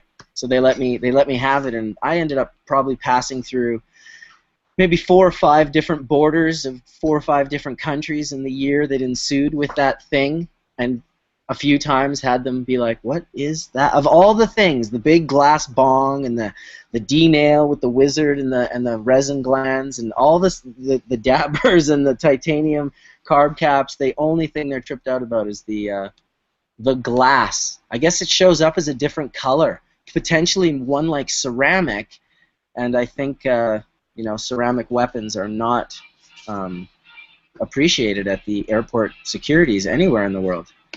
All right, John. John has Mike. Welcome back, Mike. Hello, hello. I remember when Mike can never even pull on a bong, and he just did the nicest bong rip, and I'll just have to say high five, But yeah, well, here is Mike, and he'll tell you more about his story with his beginning of all his fight with pharmaceutical and where he stands with I told him a little bit about the doctor's appointment, but maybe get up into it, and a little bit more about maybe why you're using cannabis now, and background, let people know what you're about. Well, everyone knows John, and cannabis is because of John. I was on pharmaceuticals, something like $1,500 worth of pharmaceuticals a month. My wife was something like $350, so it's $1,850 a month, and that was all paid by my extended health care plan. And that was probably actually more than I was making at the time as it was. So it's quite a bit of money out there in pharmaceuticals. It's poisoning my body. It was doing all kinds of things to me, and over the years and things like that, I've just had enough. Discovered I had cancer, and thought I got to do something different. So I ditched it all. So 2011, I got rid of 9 of them or something. I think I got 1 in the pocket. I lost like 35, almost 40 pounds between January and September. Lost all the weight because of the pharmaceuticals. And I've been gradually going on cannabis and tinctures and everything else like that. And what was it, 90 days, 100 days now I've been doing a regimen. August 28th is when Mike were here, and August 28th is when Mike got diagnosed. He came over to my house, and at this point he'd be trying canna caps on and off, and giving me caps, and slowly introducing him to cannabis, to slowly growing your own food, taking amino acids. It's been quite a good change for Mike. Everybody around him has seen it. His own father, who worked as a law enforcement for years, has totally endorsed it, so it's really cool to see. That's awesome, yeah. Just more of the story, but when he got diagnosed, I said, okay, Mike, it's time. I says, one day it's going to happen. And it started off with a quarter gram, not even, of extractions to little bits of hash, and to now on over 3 grams a day. Yeah. And, well, you just keep going, my friend. Yeah, the 2 grams a day has been actually quite easy to do now, so yeah, it's quite nice. And many thanks to Jim and many other fellows out there who have helped me and whatnot. Yeah, a lot of good support groups. Love to shout out to these people and whatnot, as people don't even know. And I'm so grateful to them. I really appreciate it very much. It's definitely made a difference. When the doctor saw on the screen here, he's got. I led him up to the appointment. So for a little bit, then Horatio, I was telling him how you got into Horatio drops and a little bit more about what you're doing with him, and then from Tony getting into microdosing, we were talking about that, and so it kind of led into now you have an alarm. He keeps it in his pocket, and every hour he takes dosages. He takes Rip Simpson oil. You gotta basically your baked goods, of course. He's cooking, and then we got to the doctors. I remember what happened leading up to it, your anxiety and a lot. So I need you to tell them. Honestly, really, the anxiety was so much so that it spins off from November last year when I was supposed to have had an appointment with the doctor, and suddenly got a call from the secretary, and he canceled. And no reason, no nothing, and that was it. So I called back, I didn't get an answer, tried to get back some answers, and again, it was just crazy. It was almost 2 months, it was just like nothing. Finally got a bit of a lead on something into hearing about January and whatnot, and some radiation and some other things and other news and whatnot, which is all good. But we want to find out how the cancer is going. So now I finally got another appointment. And now we sit down in January, and he never said nothing to me about apology or nothing like that for canceling the appointment. What we did is we sat down, we had a look on the screen because he wanted to make a point. So he's got this one picture here, and he got another picture here. He sent me for an X-ray. He says, "Come on in and have a look at this." And then I could see the picture side by side, and you could see how they're parallel and they're identical. And he's looking. Oh, here's the tumor over here. And he's talking like this, and okay. Then he goes deeper to the picture. He goes shallower to the picture. He can't seem to find it. Well, there's another one in your rib, and he goes ahead and changes the picture, and over there, and flash, there it is in the rib. Okay, we really have to pinpoint where it is exactly on the rib. He was puzzled. He was very puzzled. He was puzzled. The look on his face. Yeah. He was completely confused. Was really just. It was really. He was frazzled. He had no idea. He says, "I'm ordering a CT scan. The CT scan is right across the office, right there. And when you're finished here, you come to my office, and we're going to view it. And I'm going to call you in 7 days. I want to see this." So I thought, well, that's kind of cool. So I'm just waiting for the call now, and we're going to see what happens. And hopefully it might progress. It'll be this week. It'll be this week. Hopefully it'll progress into an even bigger scan. And the big scan I'd like to see is maybe the MIBG, which is the big expensive scan. It's probably $5,000 or $6,000 just for the scan by itself. And then they can do another pinpoint finding and see what they're looking at. So we'll see. Awesome, Mike. That's fucking great, dude. It's good to see you too. You look good, man. You got like good color in your face, and you look. I'm feeling better. Feeling a little better. Yeah. Excellent. Well, we love hearing stories of people getting better and feeling better because, well, there's just too many people who are getting sick. My goodness, it's unbelievable. It's too bad David Allen wasn't able to get back in here, and he's always good to. I love his perspective. I kind of love the way he thinks, and he's definitely got a pretty broad spectrum of knowledge when it comes to the endocannabinoid signaling system, as he calls it. We're just talking about. Well, you know what? Yeah, we just wanted to, let you know. Everybody's been asking about Mike, so I kind of want to just bring him in, and you know what? And people getting to know him from my YouTube channel and stuff because he's definitely a great help and making hash together and being the neighbor. We've been helping each other out quite a bit, so it's been a lot of good stuff going on. It's kind of better here too, anyhow, instead of individual. We're next door neighbors. Why not just sit here and the same camera? Well, when are you gonna get your channel, Mike? Do you have a YouTube channel coming? I got YouTube. I have plugged it in now and then throughout when people have asked. So where else should I put it? What's your YouTube channel right there? Well, just tell us right now, and then I can punch it into the. If you look under Torah Kitchen, that's what I've labeled it. TORAH Kitchen @gmail.com. No, your YouTube channel? That's a YouTube channel. Yeah, I just labeled it that. It's my kitchen. Nice. So Mike's been going to be doing some cooking. Yeah. So basically, it's like cooking things on there. Thomas Root says, Mike is the man. So glad you're doing well, so much better. God bless the cannabis. And then, here's a great quote by Aldous Huxley that was mentioned much earlier, but now Thaddeus Bong Tekel has mentioned again. Medical science has made such tremendous progress that there is hardly a healthy human left. Great quote from Aldous Huxley. Sorry. Feed your endocannabinoid system. There it is. It's a valid thing. People might think you're insane, but the next time you're sitting down with mom and dad and they're enjoying that beer after work and that third glass of wine for the day, you can bring up cannabis and not feel like you're a criminal. Alright. Wow, no cell phone for you either, Samantha? Who was telling me? Remo. Remo does not have a cell phone, has no cell phone. Blew me away. I couldn't believe that Remo had no cell phone because I text him all the time, and now I'm like, oh right, I'm texting his wife Sandra. Oops. Now there's a trusting relationship. That's how trusting Remo is. He just lets Sandra do all his texts. Awesome. I wish my wife. Yeah, I just use Ben's phone. We just have one phone and just share it. I just don't see the point in having two. Don't need it. Yeah, it's true in this day and age where everyone thinks they need one. I would be very hard set. I mean, it's weird. If I go somewhere and I don't have it and it's not working or whatnot, it's great. I love it. But I do feel that it would be hard for me to do the business, touch the amount of people that I do without A, a phone, and B, a computer and an internet connection, which often the phone is when I don't have an internet connection. My phone just acts as a hotspot for my computer, so I have internet anywhere I go, which is very good. I'll tell you what, the best thing I did was got my kids' phones. Like, they need to be picked up somewhere, I just call them. It's great.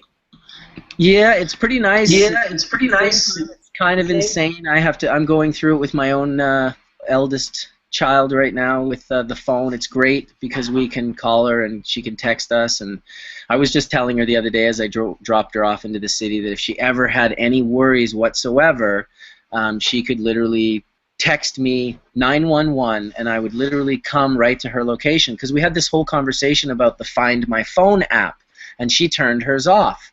And so I said, well, why did you turn that off? And she's like, well, I don't want you to know where I am. And I'm like, well, I don't care where you are. Don't you understand? You can go wherever you want.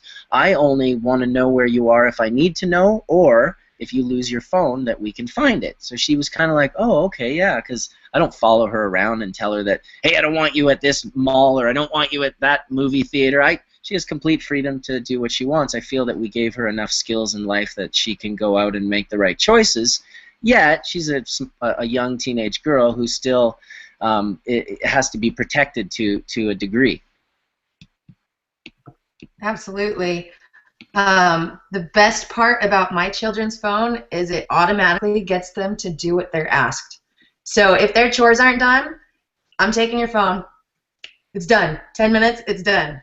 It's great. You know, there's a lot of benefits to the phone. But yeah, you know, people are worried about what you were just saying. And the fact is I don't have to babysit my kids. They're at the age now where I've taught them like what's right and what's wrong. And I don't feel like having access to technology is really going to change the skills that I've given them, you know. So it's all about teaching them, not restricting them. Sure, we limit them at the same time. We don't, you know, like I have a kind of the rule that I like is that all of our bedrooms are in the upstairs floor of our house, and it's just like, you know what, the cell phones just get plugged in at bedtime, and you go upstairs, and they don't come up with you. So it's like, keep them downstairs. You don't need to be on them, and like, because kids would not be able to, like, could you just picture yourself as a teenager? Like, didn't you even talk on the phone till like 3 in the morning, like with your boyfriends and stuff? Like I talked to my wife, because we've been together like 25 or 6 years now together, and so when she was 15 and I was 16, we used to just talk to each other on the phone till the wee hours of the night. It would have been, I'm actually frightened to think what it would be if we had cell phones. What that same experience would be if we had cell phones with like Snapchat and like all these like pictures and cameras. Like, oh my God, as a parent, maybe we should change the topic. I'm getting a little flustered.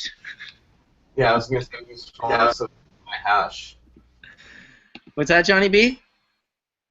I said I use my phone so I can find out to buy hash, like a hash. Yes, and to take pictures. The first time I got a pager back in the days. It's just so, well, of course, so I could sell hash. I never got it for any other reason. And that's why we got phones in the old days. Pagers are great. Pagers and cell phones back in the early. Hey, the best one was when Fido came out, the new company. It was Fido, and they had a commercial where like an orangutan went up at the counter and got a phone, and the whole premise behind it was like, you can be doing all sorts of illegal shit. We don't even need your ID. This was the beginning of the pay-as-you-go phone, which really, like, whoever came up, I would guarantee you that whoever raised that money was like a criminally minded person, because that was their market. The pay-as-you-go phone, I don't even know how many I bought and threw away, like hundreds. Just buy them and toss them, buy them and toss them. And that's one person. There were thousands of people doing it just in Vancouver. Throwaways, they were $99. They were great. Buy them from 7-Eleven, use them for like a weekend. They're done. And my friend Alex went to get one time, and the guy was like, I need to see your ID. And my buddy's like, no, you don't need to see my ID. And the guy's like, no, I need to see your... This is when they just changed the rule, but they still had the orangutan commercial on. So my buddy's like, you got a bloody orangutan getting one on the commercial, and he doesn't have any fucking ID. And so that's basically how he got his last phone without ID. Maybe they are back to no ID, but there was a short period where I guess the RCMP were cracking down on the pay-as-you-go phone. Pay-as-you-go phones. I mean, really, here's the thing about the police force. How hard is it to figure out something like that? I mean, like, you're trying to catch people doing illegal shit, and you can't just figure out, like, oh, wow, pay-as-you-go phones would be a great way to fucking catch everyone. Like, just like in Vancouver when the big thing was to change money, because all the Americans were coming up with American cash, and then when you changed it, you got 1.4, 1.5 on the exchange rate, but you could only exchange a certain amount of money without ID. It was under $10,000. And so, actually, substantially less than that even. Maybe it was like $2,000. It was some weird number. Maybe it was 10. Yeah, you could do about, I think it was 10. And so you would go in, and there were on one street on Robson, there was like 8 of these money places. And you could just like hopscotch your way, like, no, you got like a couple $100,000 US or whatever. You're just like, I'll go do like 10 G's here and 10 G's there. And eventually the RCMP opened one. And man, that was no good for a lot of people. Holy shit. People just bringing their cash for all their illicit shit right to the fucking RCMP on camera. Ooh. Yeah, that's no good. Here's to less of that and more of a legal cannabis model. As fun as the old days were, cowboys and sort of like it was kind of like a bit of a gong show when cannabis was in its full illegal stage in Canada when British Columbia was doing billions of dollars annually and sending so much cannabis down to the States. It was incredible to be up here at that time in the city and be in the scene. It was just a wild time. Like, literally, I can't even express how wild it was. Just these sort of fucking, like, wild American dudes would just show up out of nowhere with different plates from different states and just, like, ready to buy 100-pack of herb. Ready to go. The good old days, as some might call it.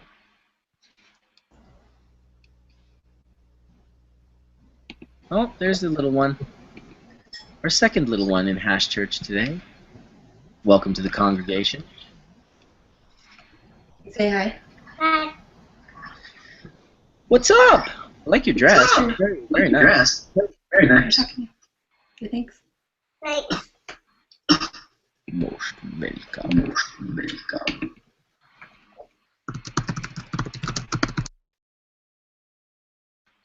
Is that your youngest? Yeah. Yeah, that's my youngest. Nice. We've got older ones, but they're busy on their phones. Ah, yes. Yes. Jordan is busy eating and Jordan is busy on her phone. Come here. Okay, what? Jordan is busy on her phone. Jordan's busy on her phone. See, I've noticed the older one's great with her phone. The 13-year-old is horrible. She gets restrictions. And I still have my phone. Yeah. Yeah. Okay. Go for it. Even though I'm 5. She doesn't have a real phone. She has an unactive phone. Yes. Yes. It's a 4S, she says. No, I just said it's just a 4. Not a 4. That kid is more technology inclined than half of the adults that I know. Like, if I can't figure something out on an iPad, she will take it from me and be like, hold on, Mom. There you go. Amazing. Yeah, they're on it.